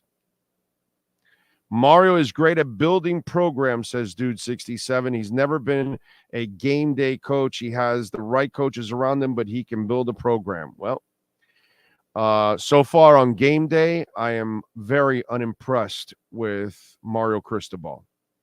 I saw an interview with Campbell where he said he wasn't ready to be a head coach. He went to the Saints where he said he could learn a boatload and grew as a coach. So do you think we were wrong at the time, O? Well, no, we were right at the time. He wasn't ready for it. And maybe going to New Orleans and hanging out there, but what's Sean Payton's excuse now? Because he ain't winning without Drew Brees. Jim Gleason says, Big O, you've always done things the true right way. That's why I've been following you since your days at QAM and do not listen to all the others. Keep up the fantastic work. Thank you, sir. Appreciate you. Very nice. Thank you, Jim. Spooky Meyer says, it's hard to work with. Doesn't mean he's a bad guy. Get out of your feelings, guys. Yep. I just don't take a lot of shit. That's all. I mean, just watch the show. You'll know. You'll be able to tell that I'm just not that guy. I just don't take a lot of shit. You know? And I don't care that you're my boss or whatever. And that doesn't matter to me. If you're telling me to do something that's wrong, I'm not listening to you. No. So you're going to tell me, you see, these are the kind of things, like, I'll show you something that I've given this example before. Hank Goldberg's doing the show with Dave Wanstead, the coach's show, and they would record it on a Thursday. Okay. And so this is for Friday afternoon, and you're recording it the day before. So stuff can happen over the next 24 hours, right? So I find out on Friday that Pat Surtain isn't playing.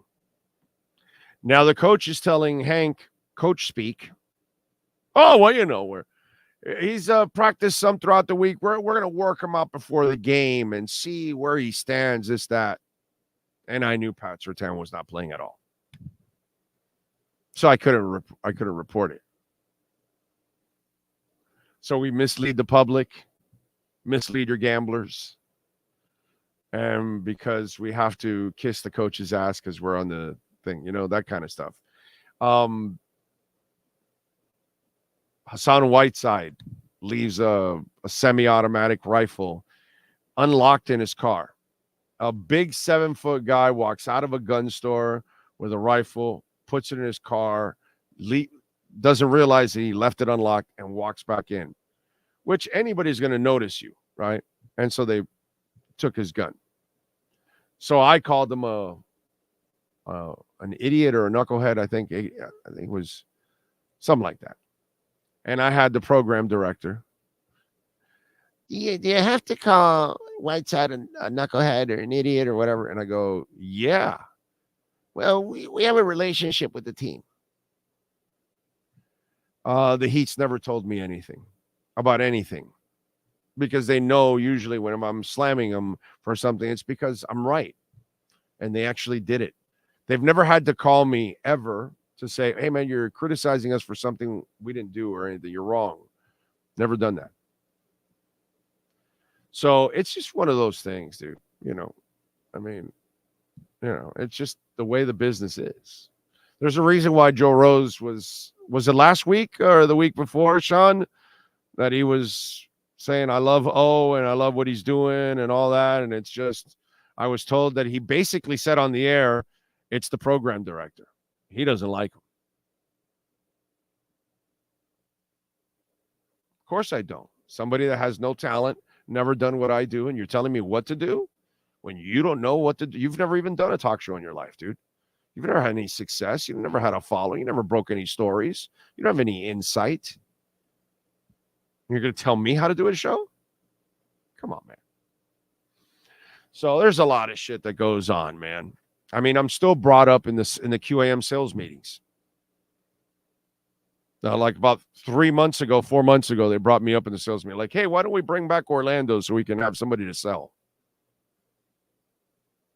So, not that I would ever go back, not that I have any interest or whatsoever. As I've told you 100 times over, the only thing I would ever have a little interest in is doing a little rock DJing stuff. And that would not stop me from doing this, because you don't do a ton of talking. But that's about it. That's the only thing that I would like to try that I never tried. And I have a feeling I could kick ass as a rock DJ. That's it. Sports talk, right here. I ain't going anywhere. If I don't do it here, I ain't doing it anywhere else. I could do a little satellite maybe, but that's about it. I working for local radio? No way, dude. No way. No freaking way. So I will stay the way I've been my whole life. It's worked out fine for me. It's not the easy road. It's been a hard road for me, but I feel better about what I do because of what I've done, because I stand up for myself. So I can live with that. I can live with the fact that I've always been me and I stayed true to myself instead of selling out where you watch television and radio. People are living off shtick. That's all. They're not really themselves. They're just living off some shtick that they do. Homer shtick, hater shtick, taking fake stances shtick, which is what all those talking head shows are, all that kind of stuff. And so, I'd rather just be myself. And I appreciate you, Jim. Thank you out there. And those of you that have realized it, I appreciate it and support us. True Fin Fan says, I don't take any shit from anyone either. Worst temper in the history of mankind, confrontational as hell, will throw my hands at the thought of any man thinking he can try or scare me. Can't stop myself. Marino, I bet, was not afraid of anyone and was not afraid of throwing his hands up if he needed to. Yeah, exactly. Marino didn't take any shit either. Cleaning your bowels the day before is worse than the procedure. It wasn't so bad either. The cleaning of your bowels. Yeah, you go to a bunch of, you go a bunch of times to the bathroom, and yeah, but you're right. Super Boom Shack is 1,000% right. Those pills that you take before for, the 48 hours, you're right. That's probably worse than the procedure by 100 miles. Yeah, that's a great call on your part. As long as you're home, it's all right to take those pills. You know what I'm saying? What you don't want to do is be out on the road. Miami 305 says, don't want to drag this. All I ask is everyone to do their research. There's no Hamas in West Bank. They're occupied by Israel, and the houses are stolen by settlers. Settlers are funded by U.S. taxpayers. inside there, bro. What are you talking about? They're within those walls. That's where the rockets are being fired from. Okay. All right. C says, Big O, I like your show because you're honest and this show is not controlled. Keep it up. Yep. That's the idea. Big O, not everyone can tolerate the way you roll. Some people roll one way and you have your own way and methods. People don't like it when you call it like you see it. F people relationship with the Miami 305. Please don't do it here. Listen, man, I don't care. I don't worry about that stuff. You know, I am who I am, and that's it. And I'm happy with it. I'm satisfied. And that's all that matters to me. I would be unsatisfied if I had to, BS and lie and be a tool for these people at times. I would not be happy with. Can't do it. No, that's not why I do this. You know what I mean? I don't do this and I'm not going to play some shtick. I'm not doing that, bro. Not doing that. I was approached of that at QAM once. It was actually to do something with Joe, and I'm sure Joe had nothing to do with it, but they wanted me to play the bad guy role opposite of Joe. And I go, but I don't believe in what you're saying. So why would I do that? Well, it's just, it's a shtick. And I go, and I looked at him and I go, you're asking me to do that? Do you know me? Like, we work together. Am I ever about shtick? Oh, no. And I go, so then why are you going to ask me to do this, bro? You're asking me to take a stance I don't believe in just so I can be the bad guy. I do that enough as it is. Why would I have to do that? I'm the bad guy all the time. I'm Scarface all the time. Why would I have to do it? Why would I have to create it when it comes naturally? Okay? When they hire Joe Philbin, I tell everybody, that guy will never do anything. Brother, I am ripped. Constantly. And then eventually I find out Joe Philbin was terrible. This happens to me all the time for 30 years. When you say something that you just feel it's what it is. Vontae Davis gets drafted. Oh, he's immature. Oh, you're a hater. You don't want the Dolphins to win. Yeah, no, I know. I'm just telling you the truth about Vontae Davis. I'm sorry. Damn. Sorry, bro. It's just, it's hilarious. So I get to play the bad guy all the time, but it's all natural when I do it because it's something that people didn't want to hear. That's all. And what am I going to do? I hear Flo's going to get fired in the middle of a winning streak. What do you want me to do? I'm not hating. But that's my style. And so I'll be the bad guy automatically because something will come up that I will have to say something out there that is ugly honesty, and you'll hate me for it. Eventually, you'll find out I was right more often than not, and then you'll say, damn it, he was right. Why can't I hate him just to hate him because he said something I didn't want to hear about my favorite team? Let's see. Bigger forehead, Chris Sims or Stephen A? I don't know. Mine? Maybe I got bigger forehead. Well, Stephen A's hairline's gone farther back, so it's because mine's gotten farther back too,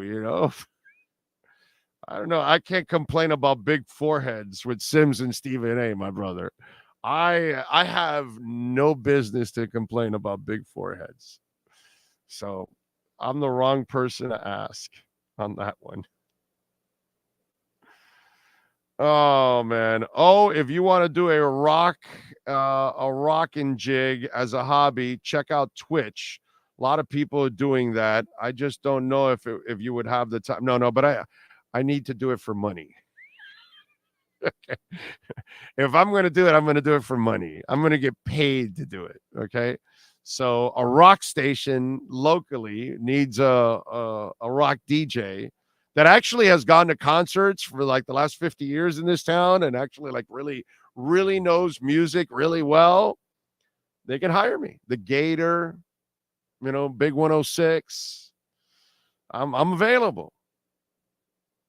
I'll do a shift. I'll kick ass in a shift.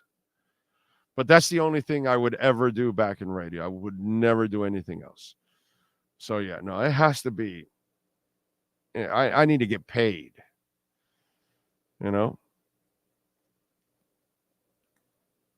O is just direct with what he wants. In return, speaking for myself, it's easy to work with you. Or maybe it's Sean. Yeah, man, it's just Sean and I work just fine. I never have issues with Sean. Ever. Why? Because he does his damn job and I do mine. And we make a great team. We just chug along. We'll make mistakes. I'll make a mistake. He'll make a mistake. Big deal. We move on. Who cares? We don't lose our lunch or anything about it. We just move on and that's it. It's over. But he's been around me, when I've had to deal with lazy people. And, I'm not good with that. Yeah, I'm not good with that. No, I'm not going to see Depeche Mode, Super Boom Shack. I've seen them a whole bunch of times. And they're only, for me, okay, because I want to make sure I don't want to sound like some kind of snob or something, because I kind of am. But for me, I've seen them so many times, and I've seen them all in their heyday. That now, when you watch Depeche Mode, they sound great. Don't get me wrong, but if you've never seen them or seen very little of them, then go. But out of a 22-song set, they're only playing 10 classics. That's not enough for me anymore. And so their newer music is not very good, to be quite honest. They don't have any hits in their last 5-6 albums or something like that. So, and they play too much from those albums. And so I don't see them anymore unless they want to, go completely old and play music from the masses and Violator and, just play stuff from the old. Then I can do that. But I'm not going to pay the money to only see 10 classics. Now, if you've never seen Depeche Mode, well, then you should go because at least you'll get those 10 classics. You know what I'm saying? That's the only reason I'm not going. As for the Black Crowes, Chris Robinson said, when you tell the truth, you are being difficult. It's true. When you do your QAM voice, you sound like Howard Boss in Private Parts. Well, when I was doing my QAM voice, it was kind of like making fun of the program director that they have. And I think he knew it.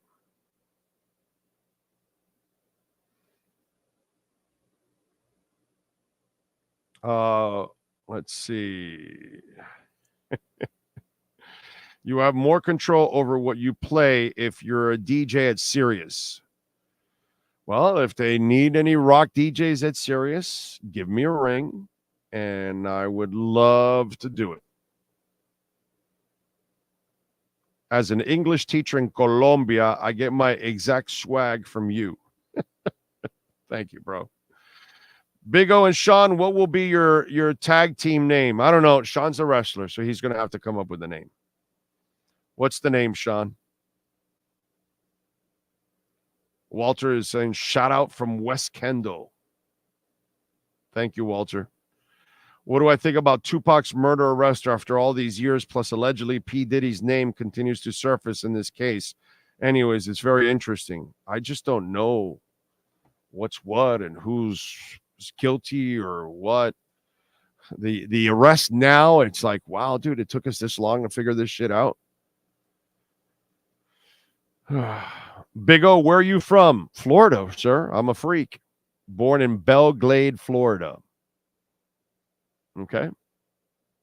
I was born in the northwestern corner of West Palm Beach County. And only lived there for a few months, and then they moved down. Yes, Bitcoin is still going super strong, dude. I don't know if you guys did you guys see this? Let me see. Very interesting.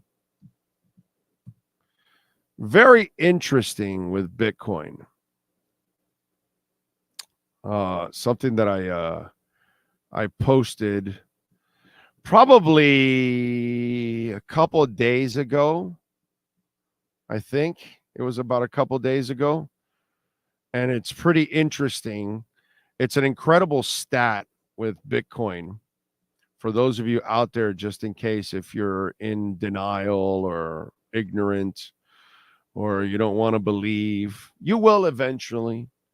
Eventually, when it's all said and done in the next year, you're going to say, damn, dude, this guy was talking about this for like 3 years, and I could have piled up a bunch of it, and I didn't, and I really lose in a big time way. So Bitcoin is the number one asset in the world, the number one commodity, and it's like not even close. That's how ridiculous it is. And I'm trying to find the graph that I put up on Twitter. Here, I'm trying to go back.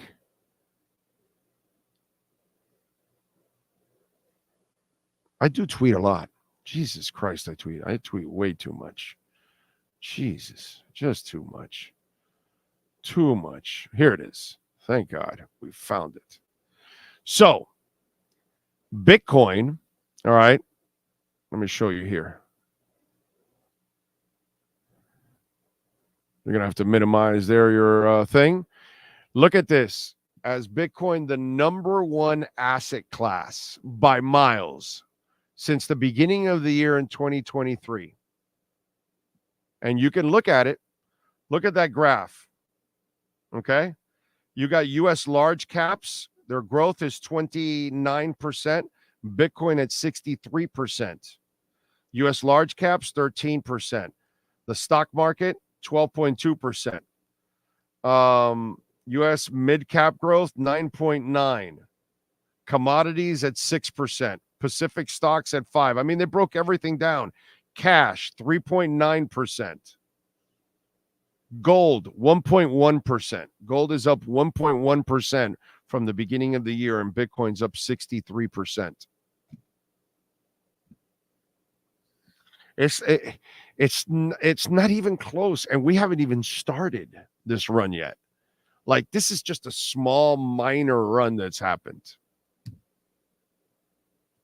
So, yes, I am stronger believer than ever that Bitcoin will dominate everything going on.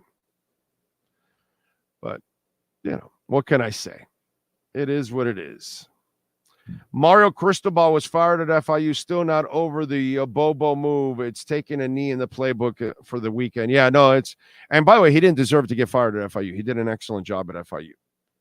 So I can't argue with FIU. That's all Pete Garcia, who's a disaster and has always been an absolute disaster at FIU. If you get a gig for even one day as a rock DJ, please promise you'll start your day playing Hair of the Dog. God don't messing with her. A son of a bitch. Yeah, I got you. Very, very nice, Mr. Bonafide. I like that. It is better you give your opinion about the Dolphins and not about Palestine country that you don't know anything about. Well, I don't live there. I don't know anything about. All I know is that, unfortunately, nobody's going to win here.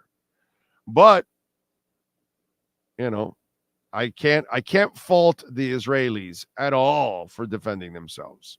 At all. So, what can I tell you? So, if you don't like it, you know, the Palestinians should have their freedoms.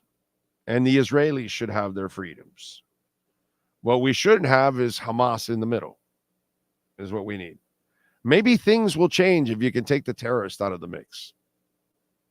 I don't know. The problem is the Palestinians have no power, and they can't get them out of there themselves. So then you can't separate good people from bad people. It's a horrible situation, dude. Just a horrible situation. And there's no way of winning that situation at all. But you can't, if you're Israel, you just can't stand there and allow Hamas to attack you and kidnap your people and kill them right there on the spot. You just can't allow that. If you're feeling down about Chan going to the IR, watch Tommy Tuberville falling down the stairs of a plane just now. Really? Wow. I hope he broke every bone in his body. That would be good. That would be awesome. I hope he makes Evel Knievel look healthy. Hope he landed on his head like 8 times. Tommy Tuberville.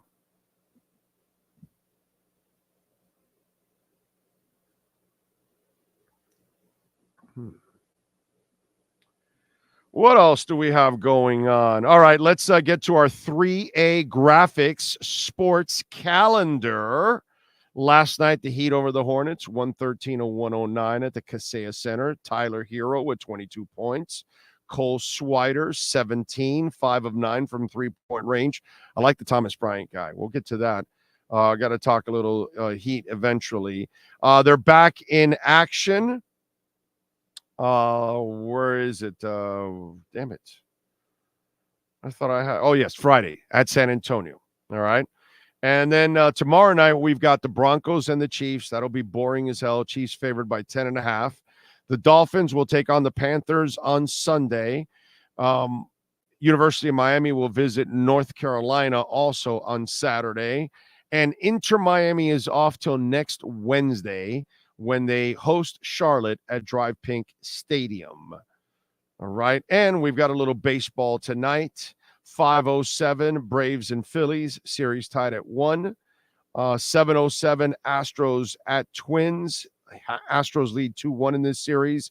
And the Dodgers are at Arizona, and Zona is leading 3-0 in this series. I would imagine if Lisa Rose is watching right now on the chat board, she cannot be happy about the Dodgers.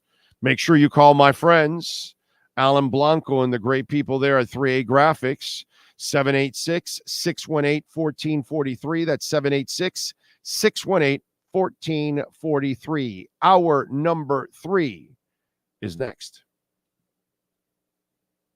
For over 16 years, EJDConstruction.com has provided South Florida residents quality craftsmanship, accurate project management, and exceptional service. That's why EJDConstruction.com is an A-rated member of Angie's List and the Better Business Bureau. When you're looking for the right custom home builder for additions or home remodeling, please call my friend Eric at 305-433-4843. That's 305-433-4843 for EJDConstruction.com.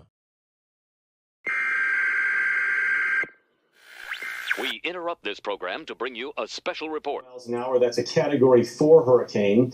3 deaths are reported in Florida after more than 24 were killed in the Caribbean. This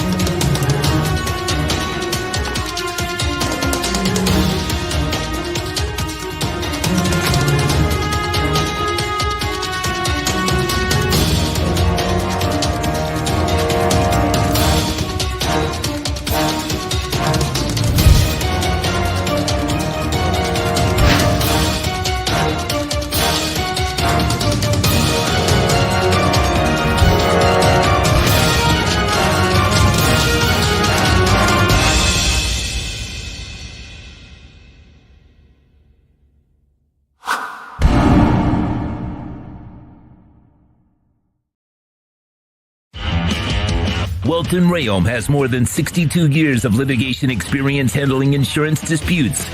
They're committed to resolving even the toughest insurance claims quickly. Call them for a free consultation. 954-966-4646. At Welton Rayom, they don't get paid unless you win. Property damage claims to your home, business, or condo as a result of a hurricane. Welton Rayom can help. Water, mold, fire, smoke damage, Welton Rayom can help. Call 954-966-4646.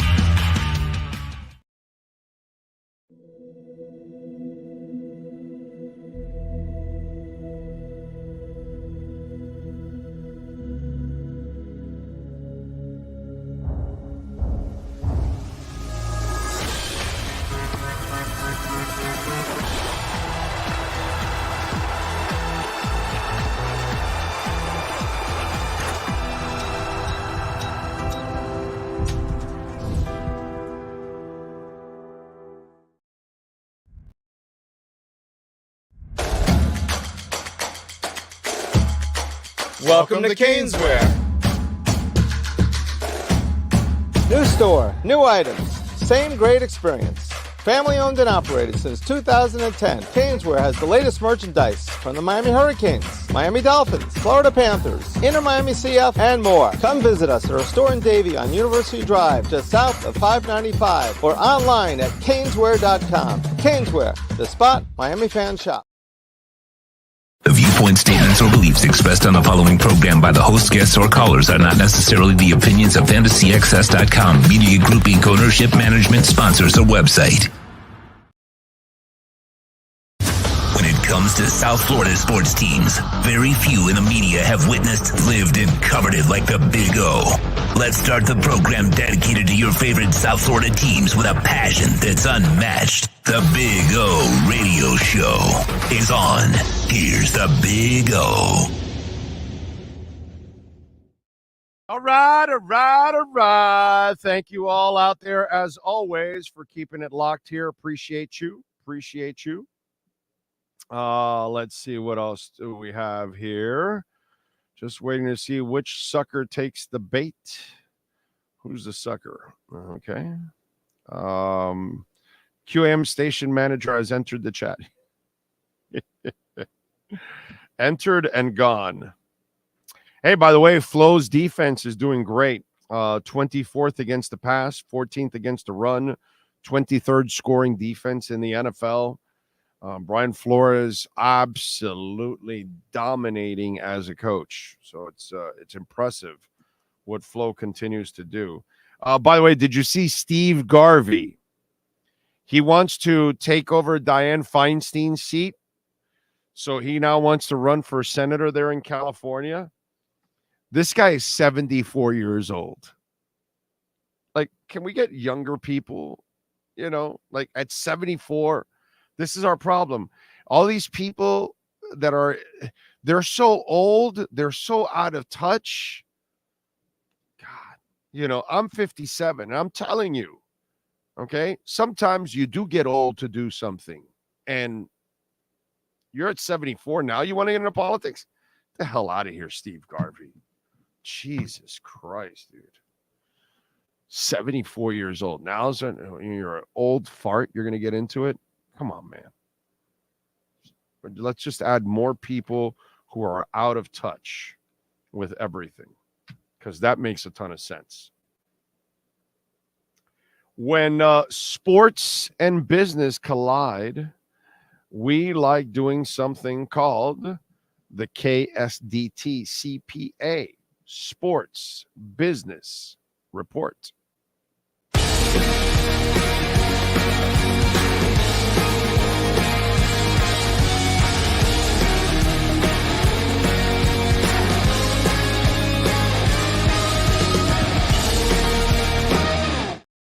Well, you know, somebody just asked me, hey, you still, you know, Bitcoin, all that. And obviously, you know, I'm a huge crypto guy, big Bitcoin bull. I love it. I'm a Bitcoin maxi, as they call us. Although I have a belief in other altcoins too at the same time. Obviously, Bitcoin's still number one. But I've been telling you about Bitcoin and the blockchain and Web3 and the metaverse, all that kind of stuff that's all kind of blended together, and it will be all of our futures. Just like you've made your living on the internet and you get your mail from the internet and you pay your bills on the internet and you see your news from the internet and social media and you communicate on the internet and all that, and people didn't think the internet was going to be crap 40 years ago either. All that kind of stuff that's gone on, right? Well, steps are being taken every single day. You're watching corporations, you just who was it? Honda now is taking, crypto payments now. Okay, it's happening whether you believe it or not. It's going to happen, right? Well, the National Basketball Association Charlotte Hornets have debuted a virtual fan shop. We talked about this with the metaverse. I told you that the metaverse, you're going to meet people on the metaverse. You're going to go to bars to meet people on the metaverse. You're going to have meetings. You're going to have sales meetings. You're going to go shopping. You're going to do all kinds of things on the metaverse. I've talked about this in the last couple of years of what's coming with the metaverse. Well, here you go. We're getting even closer and closer. The Hornets have debuted a virtual fan shop that will allow fans to interact with each other virtually, as well as browse and purchase fan gear that will then be shipped to their homes in the real world. The shop, powered by AI-powered digital twin technology from Mikai, is inspired by the brick-and-mortar Hornets fan shop at its home arena. Merchandise includes jersey, T-shirts, hats, and other collectibles that can be delivered to shoppers' homes by Hornets commerce partners Fanatics. To mark the store's opening, shipping is free for shoppers using the code FRESH IP Hornets, and is available throughout the U.S. As part of the virtual shopping experience, visitors can turn themselves into realistic 3D avatars to shop and interact with other fans in space designed to replicate the game day energy. The avatars can browse through aisles, discover products on racks, and virtually try on apparel and accessories before even making a purchase. So all of this stuff, this is what's going to happen now. This is going to be the future. You know what I mean? And it's almost like I wouldn't be surprised if you're doing your meetings this way virtually, where it's not so much like a Zoom call, but literally all of you, it's going to be a body that is going to kind of identify with you. It's going to be made virtually of you. And you're all going to be sitting in the same room. And this is what's coming. And I'm watching, big businesses adopt all of this. Web3, the metaverse, the blockchain, and obviously crypto technology is just going to take over. And you're seeing it there with the Hornets. I'm surprised the Heat, who's very, progressive, hasn't come up with their own virtual. Here's the other thing that I am still amazed that they haven't done this yet, is that they're not selling NFTs at arenas and stadiums. And I say this because I think it's something, example, okay? Let's just say towards the end of the year, you have a game that you clinch home field advantage throughout the entire playoffs, and you're the Dolphins. And it's week 16 and you're home and they clinched it, right? So now you want to commemorate that game, right? Because you haven't been to a lot of Dolphin games in your life where they clinched the number 1 seed, right? That would be a hell of an accomplishment. Or let's say they win a playoff game and you're there, or they win the Super Bowl and you're there. Well, now you want to make an NFT of that ticket. And they can only allow to make so many. So that way there's, value to it, right? So let's say 50,000 are at the Super Bowl and half and half are rooting for each of the teams, right? 25, just for shits and giggles. But you're only going to allow 5,000 NFTs, tickets of that game. So the first 5,000 that file in, boom, they get their NFT, they pay for it, and then as time goes on, that NFT grows in value. Or it's a game that Tyreek Hill had the most passing yards, receiving yards in a game. You know, he hit 320 yards. And you want to commemorate that game, and then the ticket, and it has Tyreek 320, boom, boom, boom on the NFT, boom, it's over. I am surprised they have not done that yet. Jimmy Butler scores 47 points in a win in a playoffs or in the Eastern Conference Finals and gets the MVP. Boom, you commemorate that ticket on an NFT. And the Heat is only going to do 500. And so then the value of that NFT will continue to rise. I am shocked that sports teams are not doing this because they can make a lot of money. They can create a lot of revenue. And because of the blockchain the way it is, they can have perpetual revenue because they will get a percentage every time it is sold for more money. They will get a small percentage out of it. Obviously, the owner will get the major percentage out of it, but then the team will get a small percentage out of it. The artist will get a small percentage out of it, whatever. It really is amazing to me that they haven't caught on with that yet, but that's because we're not there yet as a society, and not all of us are walking around with digital wallets so we can, carry NFTs, and we don't even know what an NFT is or how it looks or how to load it or anything like that. So I think that's kind of part of the game, but it's interesting how that hasn't happened. Pat in Nashville says 74. He's practically a teenager compared to Feinstein. It's so true.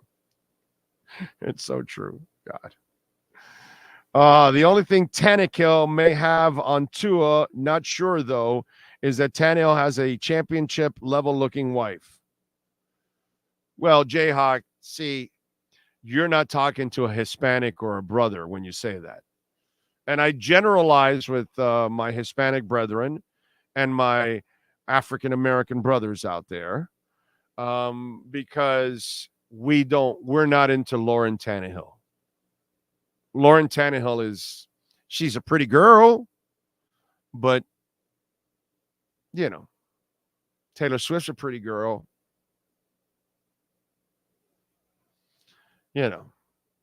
Latins, they don't, I can tell you for sure, most Latins and most of the brothers out there, they'll back me up on this. Not impressed. They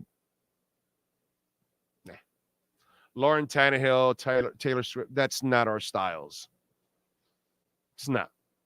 Beyonce, that's our style. We like curves, bro. Our women need to be like guitars, That's just the way it goes. You know what I mean? So on average, I'm not telling you everybody, not every Latin's like that, and not all the brothers are like that. But on average, I will stereotype with those two groups. We like our curves. Those aren't the kind of women that we are attractive to.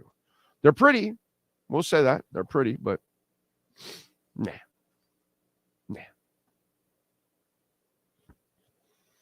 Let's see. What else? Daryl Hall, happy birthday. Another year to celebrate that you were not the Oates dude in the band. Oh, that's so wrong.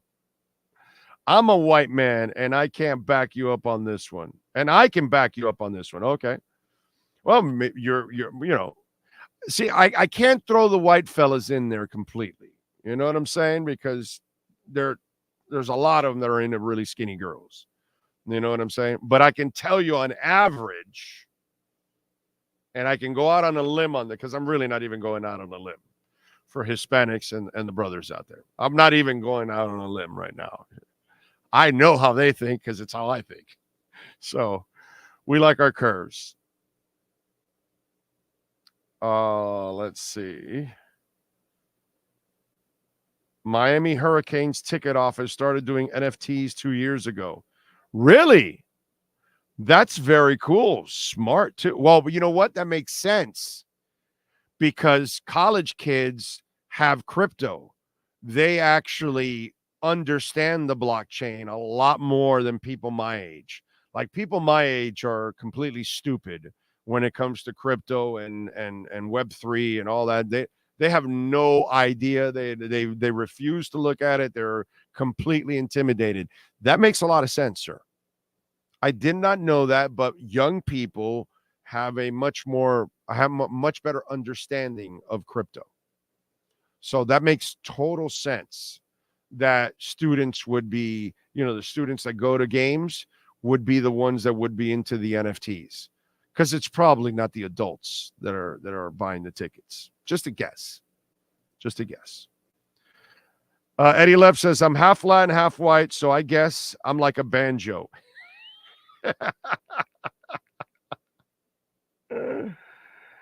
Big O, any Halloween traditions that you have? None, brother. None. I just put I have a bowl of candy, and if somebody comes by, which is rare anymore, when we first moved here, I think we've been here like 18 years or something like that, close to 20. When we first moved here, there were a couple kids that would come by on Halloween. Now there are no kids. None.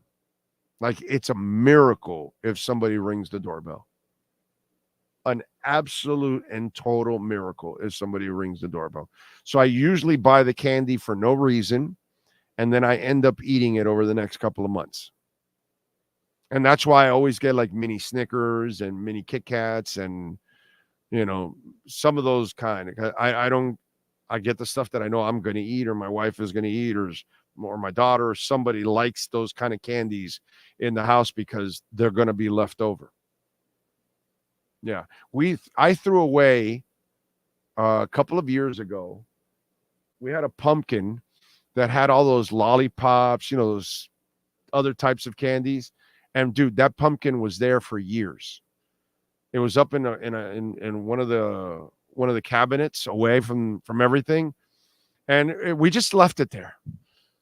And a couple of years ago, dude, isn't that pumpkin full of like old candy? Yeah, I grabbed it, I threw out all the candy and got rid of it already. Because it was just sitting up in the cabinet there forever, because that's it. Those were the end days of when actually kids came by.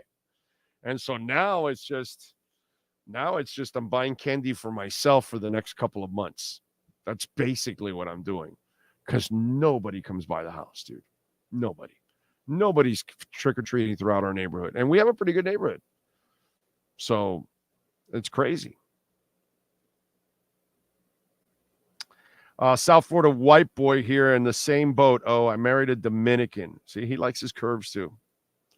Stephen Harris says curves all the way, no flats. I'm half Mexican and fully for junk in the trunk. I mean, it's just one of those things, bro. We got to have our curves. We got to have our junk in the trunk. Big O, what about prime Halle Berry? She's always prime. She's still prime. And she got curves. Word is Big O's costume this year will be Jeff Ireland or Joe Philbin.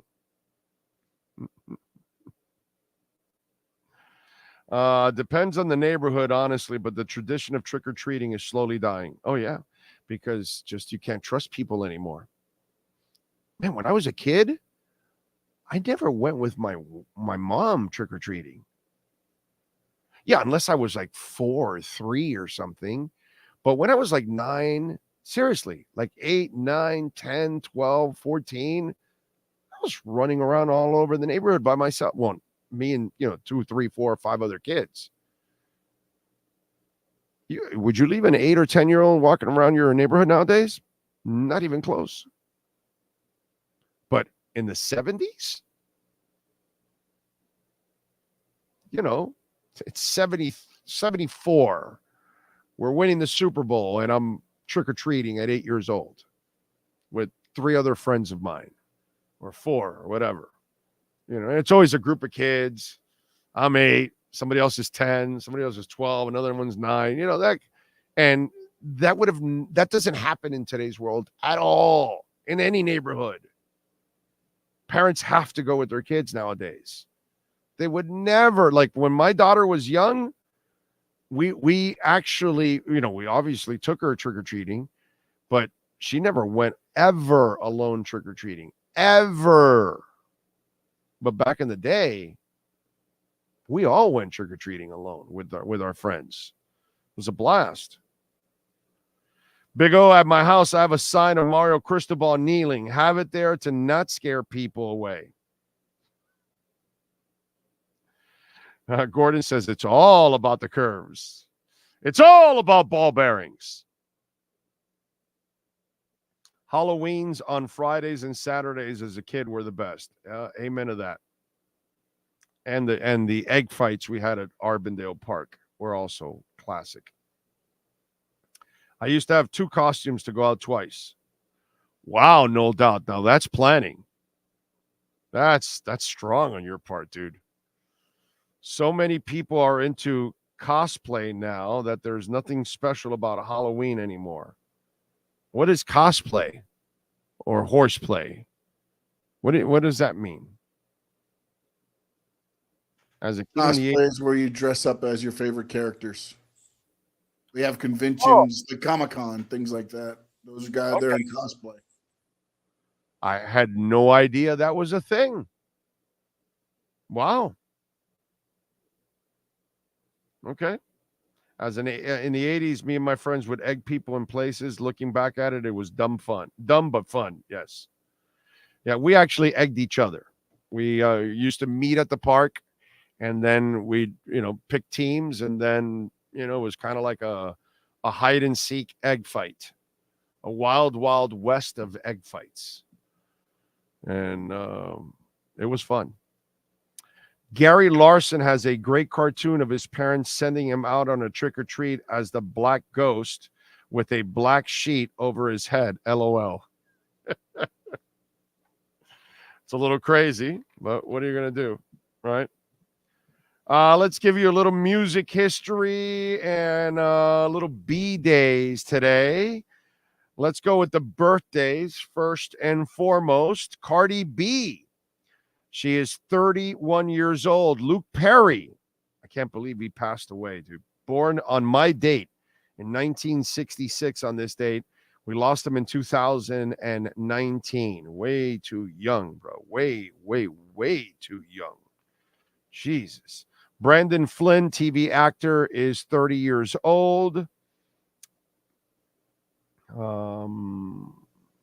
Let's see. Michelle Trachtenberg is 38. It's funny, right? Because no, that's right. No, Michelle was in she was in Buffy. She was the annoying sister in Buffy. Michelle Trachtenberg. I don't know why I thought Michelle maybe might have been also at Nash Bridges, but no, I was wrong. TJ Watt is 29 years old today.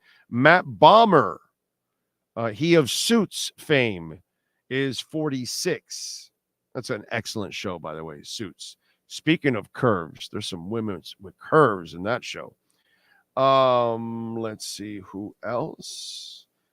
Hayden Byerly, TV actor, is 23. Joan Cusack is 61 years old. Man, we're all getting old. How about this, Sean? The American Dream was born on this date. Dusty Rhodes, born on this date back in 1945. Sadly, we lost him in 2015. Bull of the Woods, baby. What was that again? The Bull of the Woods, baby. There you go. What else? Ricochet, wrestler. He is 35 today. Bradley James, actor, is 40. Emily Deschanel is 47, the actress. And those are the folks celebrating birthdays today. Music history. Let's go with a little music history. Today on October 11th, in 1969, the number one album in America was Creedence Clearwater Revival's Green River. In 95 on this date, Peter Frampton released Frampton Comes Alive 2, the sequel to his 76 multi-platinum record, Frampton Comes Alive. still remember buying Frampton Comes Alive, man, back in the mid 70s. I felt like I was so lucky to have Peter Frampton, Frampton Comes Alive album. And it was a great album too. Great double album. In 97, Elton John had the #1 song in the country with his tribute of the late Princess Diana with Candle in the Wind 97, a reworking of his 74 hit about Marilyn Monroe.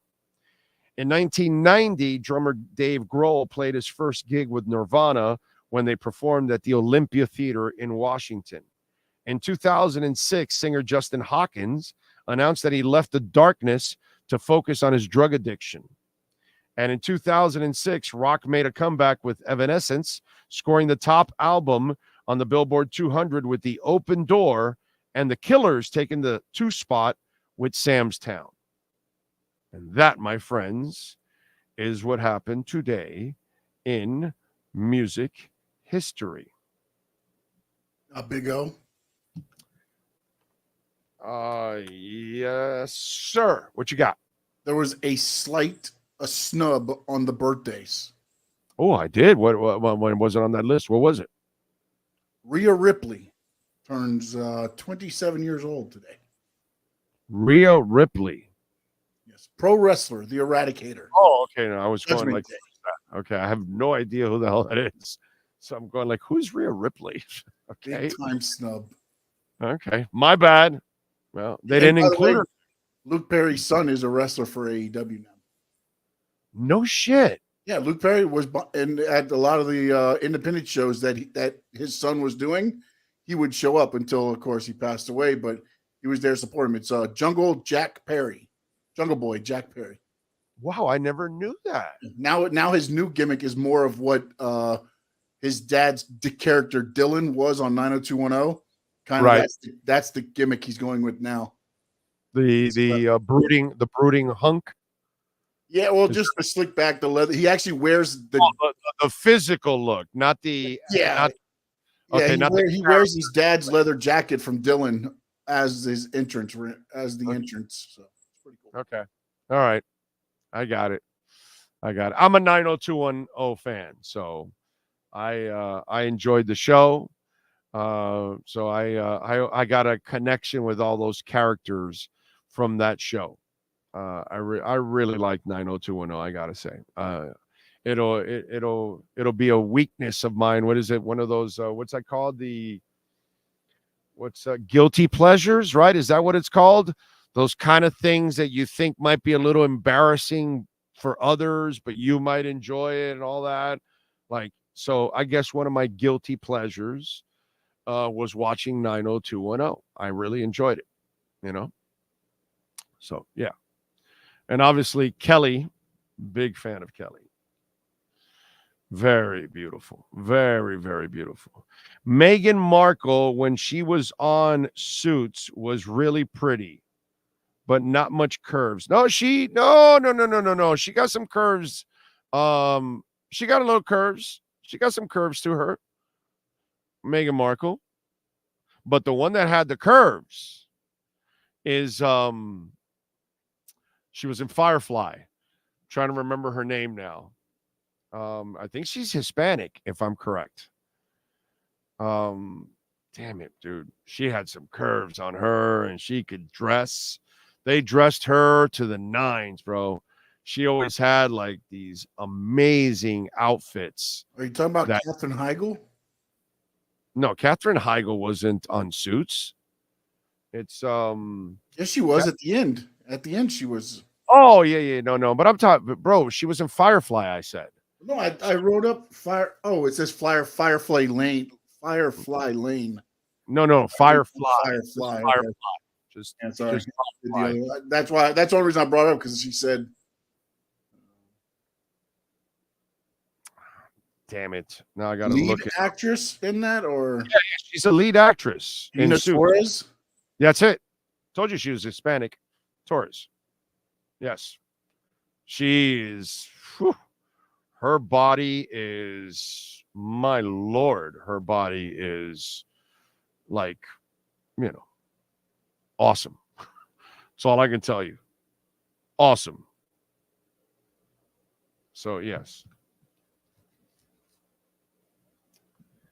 Gina Torres. That's her. In fact, let me see if let me pull up a little Gina Torres. And by the way, in Firefly, it was such an odd pairing because Gina was like too much woman for the guy that she was with. I think he was like one of the co-pilots, the blonde guy. And you were like, whenever you would see that show and you would watch Firefly and you would go, Gina and him?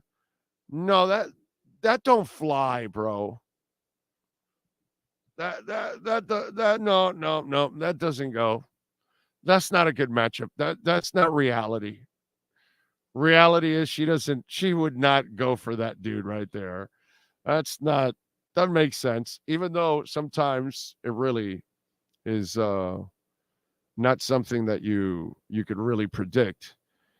It just, you know what? I'm looking at it and there aren't enough shots here, or aren't any that are really like showing off her body.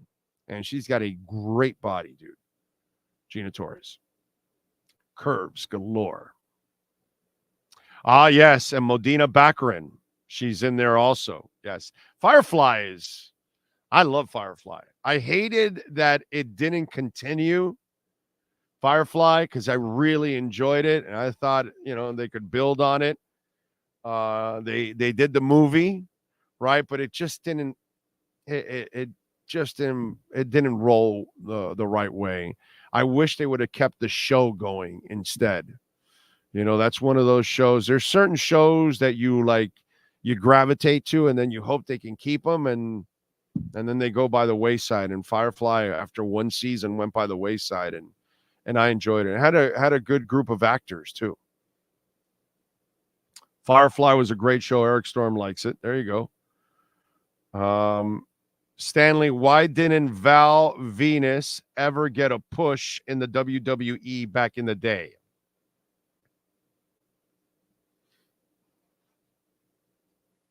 I don't know. You're going to have to ask, Sean's going to have to answer that. He did with Kaientai. They chopped off his baloney. Well, there you go. That's not good when they chop off your baloney. Morena Baccarin, yes. Morena is a beast and a half. She is beautiful. She's Cuban, Gina Torres. The curves tell me she's Cuban, Puerto Rican, something Colombian, So if you tell me she's Cuban, I would not put it past her. With those curves, that body, that's a Cuban body. Yeah, I could go with that one. That would make sense. Fox mishandled that show, which is why it failed. It sucks. Either way it goes, Gina Torres and Donna from Suits had some curves to them. Hells to the yeah. Oh, did you see Firefly the movie? Yeah, I did. I did watch the movie. It just didn't play off as well as the show. And I enjoyed it, but I just wish they would have kept the show going. So Big O, just imagine if the Dolphins would have drafted TJ Watt. I mean, Devin, we have to now get to a point where we have to be appreciative of what we have now.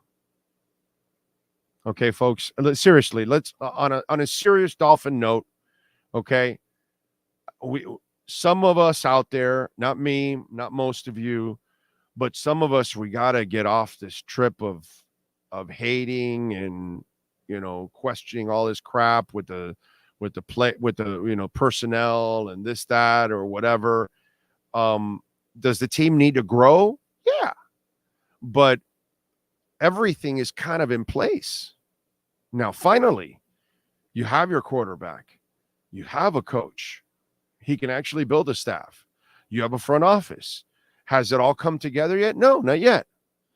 The coaching staff is, the coach is still young. They still have to tweak some things. They still have to, pass some stages.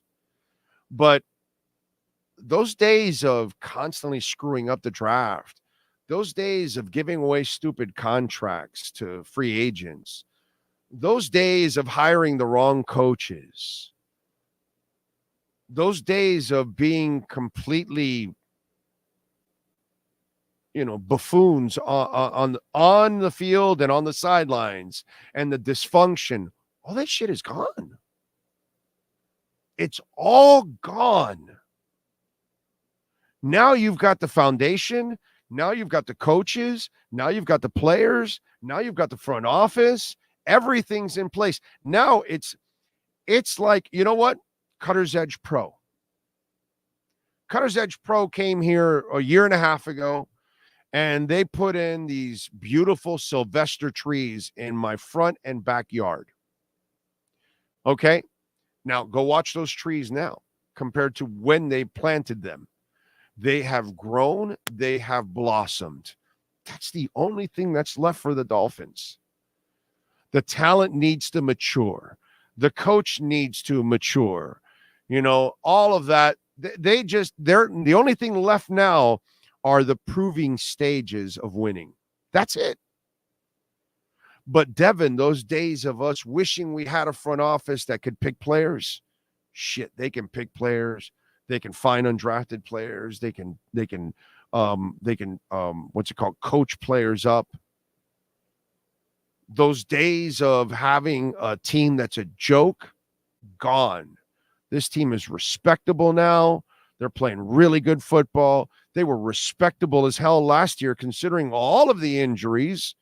They still made the playoffs. So all of those problems that plague the Dolphins, bad hirings, bad contracts, bad drafts, bad coaches, bad front offices, all that is gone. We don't have to say that anymore now.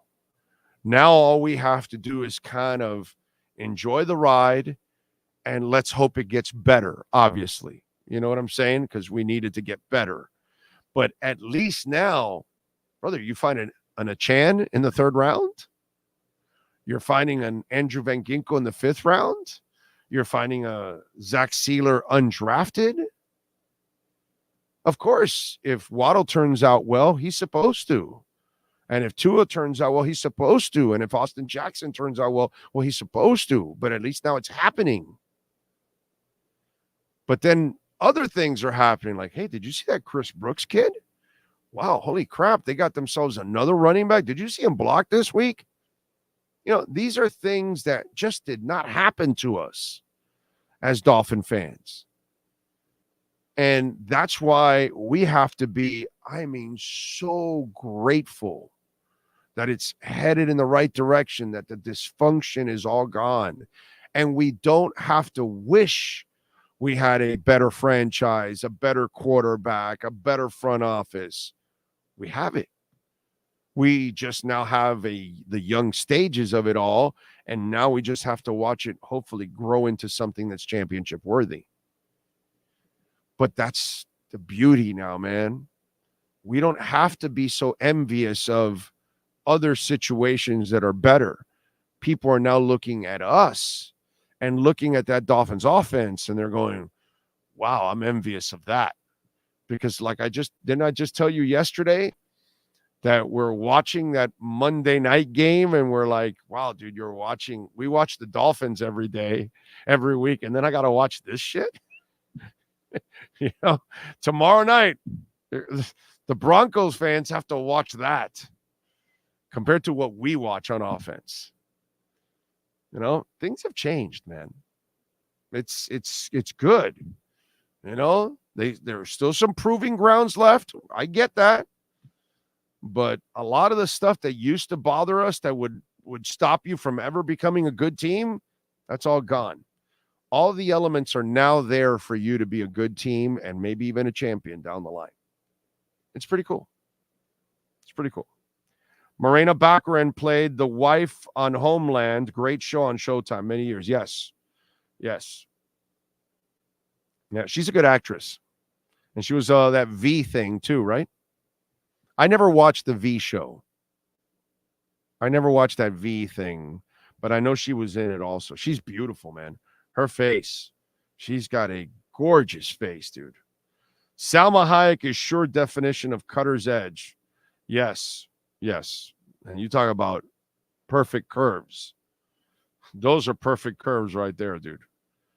Miami's defense has 11 days to get level where they aren't embarrassed on the road versus an NFC champion Eagles. And the offense has to also step up too, sir. Everybody has to step up. She was married. Morena Baccarin was married to Lawrence Fishburne? Or are you talking about Torres? Who are we talking about here, Gus? Because you're now, because we're talking about Morena now, Gina Torres, and then Salma Hayek, and then you throw in she was married to Lawrence Fishburne. Oh, wait a minute. You put Gina Torres is from New York, but is from Cuban family. So maybe you must be talking about Gina Torres. Wow. Lawrence Fishburne was married to Gina Torres? All right. Well, then he's just like Applebee's. 16 years, 2002 to 2018. Wow. So he was eating good in the neighborhood. Okay. Good for him. He is the king. Scars and all. He is the king. Not just in John Wick.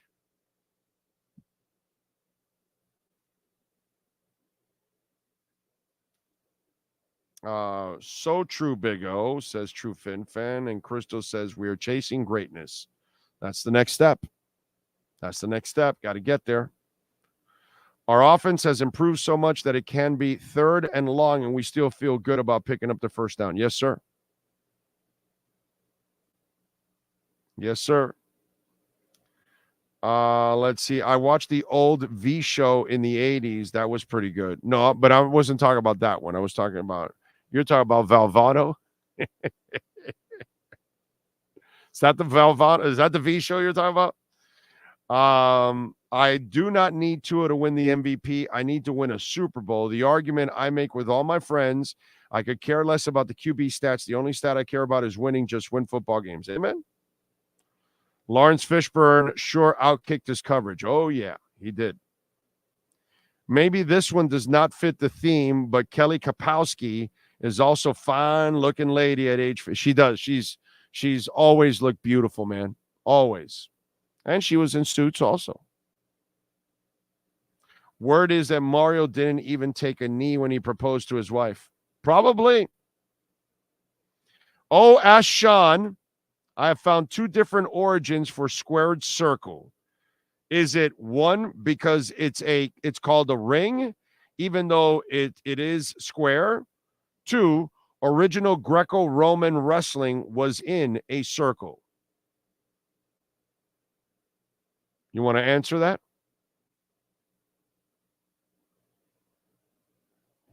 Go ahead. Due to the Sean Stanley definition of it, it is number one because it's a ring and it's squared. It's a squared circle. That's all I look at, Dougie. You're too smart for me, man. I don't do that much. I'm a historian, but I didn't go back to the Greco-Roman days to see them wrestling in ropes and on the ground in circles and the things they did at the circus that started the pro wrestling. It did not go back that far. For me, it's a squared circle. Okay. And you can listen to Squared Circle Digest tonight, 8 p.m. There you go. By the way, Perdomo Cigars, proud sponsor of our program. Why don't we give a victory cigar, even though it's preseason? But what the hell? Let's give a victory cigar to the Miami Heat. By the way, Perdomo Cigars, they've got a beautiful lounge, and they are right here in Miami. And if you haven't been there, 5150 Northwest 167th Street, beautiful lounge there. They've got all the Perdomo cigars in a giant humidor. You can sit there and enjoy your Perdomo cigars. You can buy some paraphernalia, hats, shirts, lighters, cutters, all kinds of stuff they've got there. Big old leather couch, like a 30-foot couch, a big giant TV, and a pool table too, so you can relax. But for those of you, you might be listening to us in different parts of the country. Up in Smoke in Clarksville, Tennessee has a Perdomo Lounge. Club Humidor, Thousand Oaks in San Antonio, Texas. They've got a Perdomo Lounge. Hurricane West Virginia, Almost Havana Cigar Lounge is there. Check it out. DD and Company. It's in Haram, Georgia. They've got a Perdomo Lounge. Dan Cigar Lounge in Rosedale, Maryland. They've got a Perdomo Lounge. Trustville Cigar Company in Trustville, Alabama. They've got a Perdomo Lounge. And tell them that Big O sent you. Go to your nearest cigar shop. Check it out. 20th anniversary, 10th anniversary, the Lot 23, the Estate Selection, the Champagne, the Fresco. I mean, there's so many great cigars. Check out the full line of PerdomoCigars.com. I got Salma Hayek in my top 5 most sexiest female celebrities. I'm just going to go with top 5 sexiest women ever, Salma Hayek. Salma Hayek is a beast and a half. By the way, he got it done last night against the Hornets. Not that I give a shit about the preseason, to be quite honest with you. I don't really care about the Let me tell you something. I kind of watch the regular season half-assed when it comes to basketball. But I will tell you this. They have to win their share of games. They're not going to get away with the AC crap like they did last year. You're playing with fire there. Tyler Hero had 22 points, but he also had a bloody nose. I know he came back, but I had to say to myself, does this kid ever get a break? And it's like injuries are automatic for that poor young man. You know, luckily it was just a bloody nose and he came back, but it was just like, wow, dude, first preseason game and he's already getting dinged up. Anyway, he led the team in scoring. Cole Swider, that's been talked about here, 5 of 9 from three-point range. That was good. I love Thomas Bryant. I love the signing. And 15 points, 8 rebounds, a block, a steal. I think they have themselves a really good backup center, something they didn't have last year that they could count on. So that's one thing. Jaquez also having the 13 points. I know Jovic didn't do much, but Jaquez looked pretty good overall. You know, so that was actually cool. Had the 13 points and the 7 rebounds. I like Jaquez, man. There's something about his game that it just, I think, will translate well to the NBA. And I think he's the kind of guy that can complement and even play a little bit of that Butler role. Of course, nobody's Jimmy Butler, but he can help out, man. I really like the Jaquez pickup, to be quite honest. Jovic, by the way, had a right knee injury, not considered serious. So let's hope everything goes well. They will take on San Antonio on Friday. All right.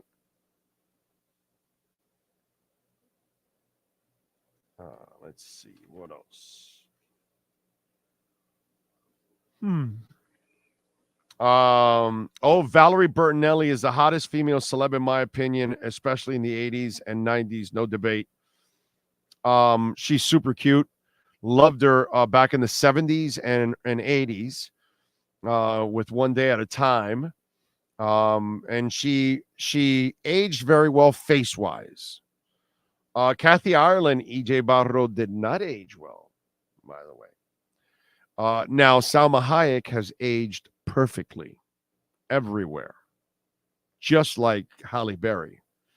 Those two are aging like, you know, like Raquel Welch did, like some of those, and Margaret, like some of those beasts from the past that also were, you know, let me tell you, you know who goes under the radar and never will get enough credit for how smoking she was back in the 70s and 80s? Pam Grier. Never will get the credit that she deserves. But when she was doing those blaxploitation movies, right? That's what we call them. When she was Coffee and all that stuff. Oh my God. You talk about a body and a half. Woo! A body and 10 halves. Big O, if Salma Hayek knocks out the door for trick-or-treating, would you invite her in and display? You gotta definitely invite her in. Beg her to come in. White guy here used to love Elizabeth Shue and Karate Kid and Cocktail. Yeah, oh, definitely. Are you kidding me? Elizabeth Shue and The Saint. Also, she's beautiful, dude. Elizabeth Shue is, wow, face-wise, oh my God, gorgeous, man, gorgeous. Yeah, she is one of the more beautiful women I've ever seen, period. Anthony Big O will have better hair and stronger nails if Hayek shows up at his door. No need for Nature Beat. Oh, man. Steve says, gee, what's the Nets Vince McMahon's going to run next? LOL, just kidding around. Big O, Mario and Canes better be careful because UNC might blow them out. Let me tell you something. You know what's the bad thing for Mario Cristobal? He can't afford to lose this week. He can't. He really has to win this week. You know, best case scenario for them, I see them, is maybe splitting these two games, losing to North Carolina and winning Clemson. But I don't think this fan base is going to react very well to a bad loss to North Carolina. I think the fire Mario chance will build if that starts to happen. What he did last week, he put himself in a horrible position now. Horrible position. So he better find a way to win that game. He needs to erase the memory of last week, and bad performances and losses will only magnify last week. So in his case, even though it might be unfair for us to think that he should win that game, I think he better try to. I know he's going to try, but for his sake, he better win that game next week, this Saturday. He better win that game. Because if he doesn't, it's just going to get uglier and uglier and uglier. Because now what you did is you allowed the doubters to build a case against you. And then now all they're going to do is pile on. And they're going to add last year, and they're going to add Middle Tennessee, and they're going to add everything else that happened last year to what happened with Georgia Tech. And then if you lose to North Carolina, well, this guy can't beat Georgia Tech. This guy loses to Middle Tennessee. And, of course, he's going to lose to North Carolina. And so it's a snowball effect. Yeah, I feel bad for Mario in that sense. Because Mario's not about the money. Mario wants to win, dude. He's a good human being. And he wants to win. But as a coach, I can't make the excuses for him, and neither can you. So I don't think he can afford to even lose this game. He needs wins badly, and he needs to erase that memory. Wins are the only way he does it. Oh, the secretary in suits. Yes. Yes. Big O, don't care who gets in, just not Biden or Trump. But we're screwed, Stephen. We're screwed. The Dems have locked out everybody for debates because they don't want to expose the old man. And then we've got just a large group of people that aren't very smart, obviously, in the Republican Party, and they're leaning Trump. And the at least the Republicans have a group of people to choose from. They can pick anybody but that fool. And so what are we doing? Democrats are morons. They're sticking with Biden. Republicans are complete idiots, and they're sticking with Trump. We're screwed. We're screwed. You know? And I got to tell you, as the more I see, the more I see, instead of Vivek now for me voting, I think I might go Nikki Haley now. I think she might be like the most normal human being out of the group there. I don't know, man. It's just not a good selection of people. But Biden and Trump, oh my God. It doesn't get any worse than Trump and Biden. I at least I give, you know what?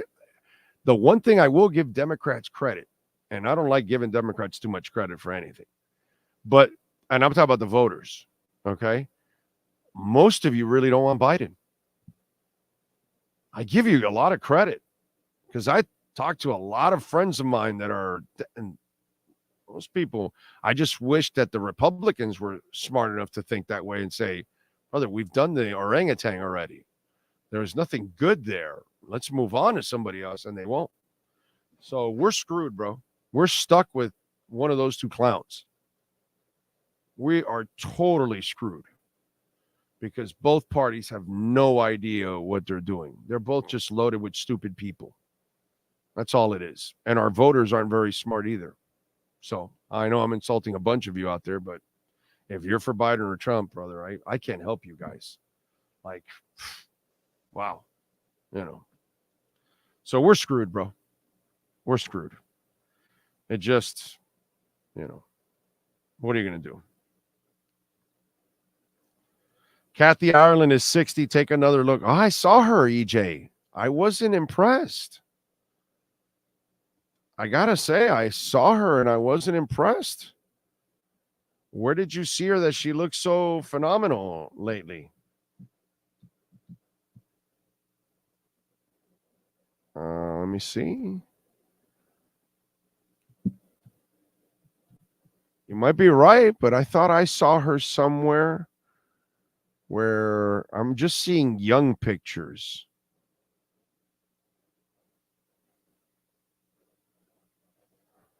Let me see.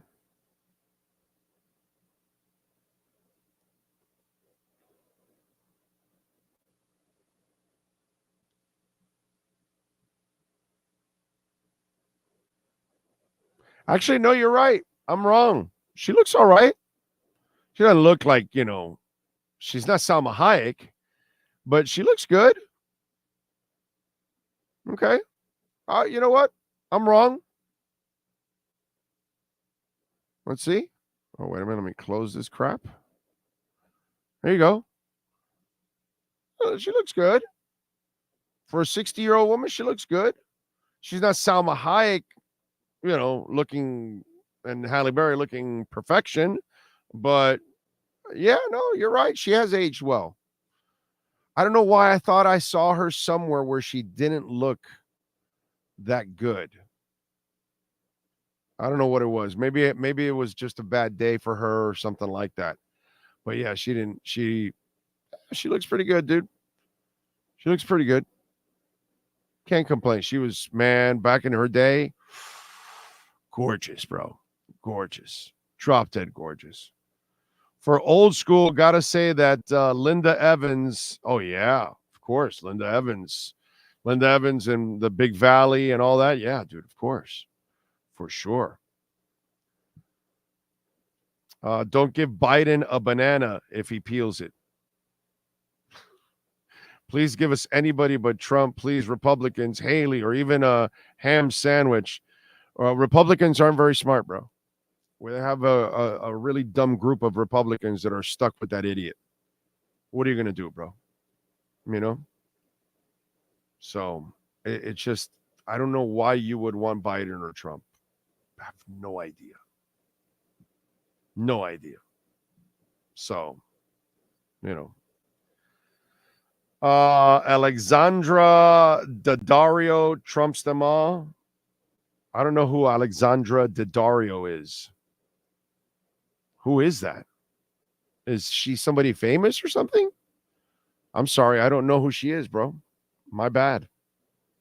I don't even know who Alexandria Daddario is. I've never even heard of her. So it would, let me see.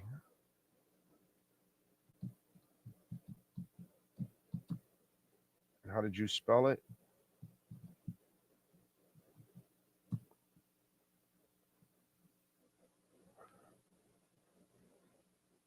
Oh, I've seen her. Oh, I know who she is. Yeah, she's a nice looking girl. Yeah. Yeah, but I mean, I'm not going to go as far as you went, but yeah, she's a nice looking girl. Yeah, not bad. I was always a Linda Carter guy. Oh, well, no, of course. Oof. It's impossible not to be a Linda Carter guy. You know? American Exceptionalism, QVC, selling her clothing line a few days ago. Her mom is still hot. Alex is an actress. Yeah, no, I've seen her before. I know who she is. But I'm not going to the extremes that my man is going to. She's a nice looking girl, but I'm not going to that extreme. Mo from Scranton says, keep it classy, fellas. Keep it classy. All right, we got any breaking news out there, Sean, that I have missed out on? Outside of HN going to the IR now? That's about it. That's the only breaking news that's kind of happened throughout. That's about it. It's a lot of people that they've put on IR. They don't have a lot left, and we're only 5 weeks in. So that kind of sucks. No, there's nothing there.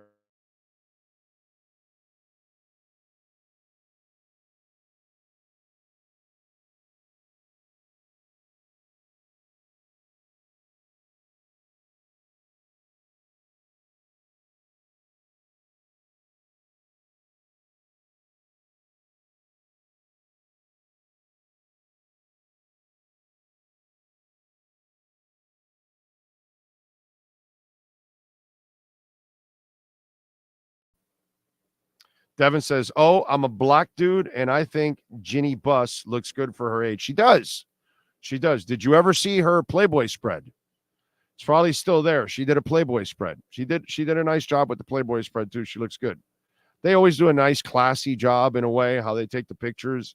Doesn't look like, slutty or crazy. But she did a Playboy spread with championship trophies and basketballs.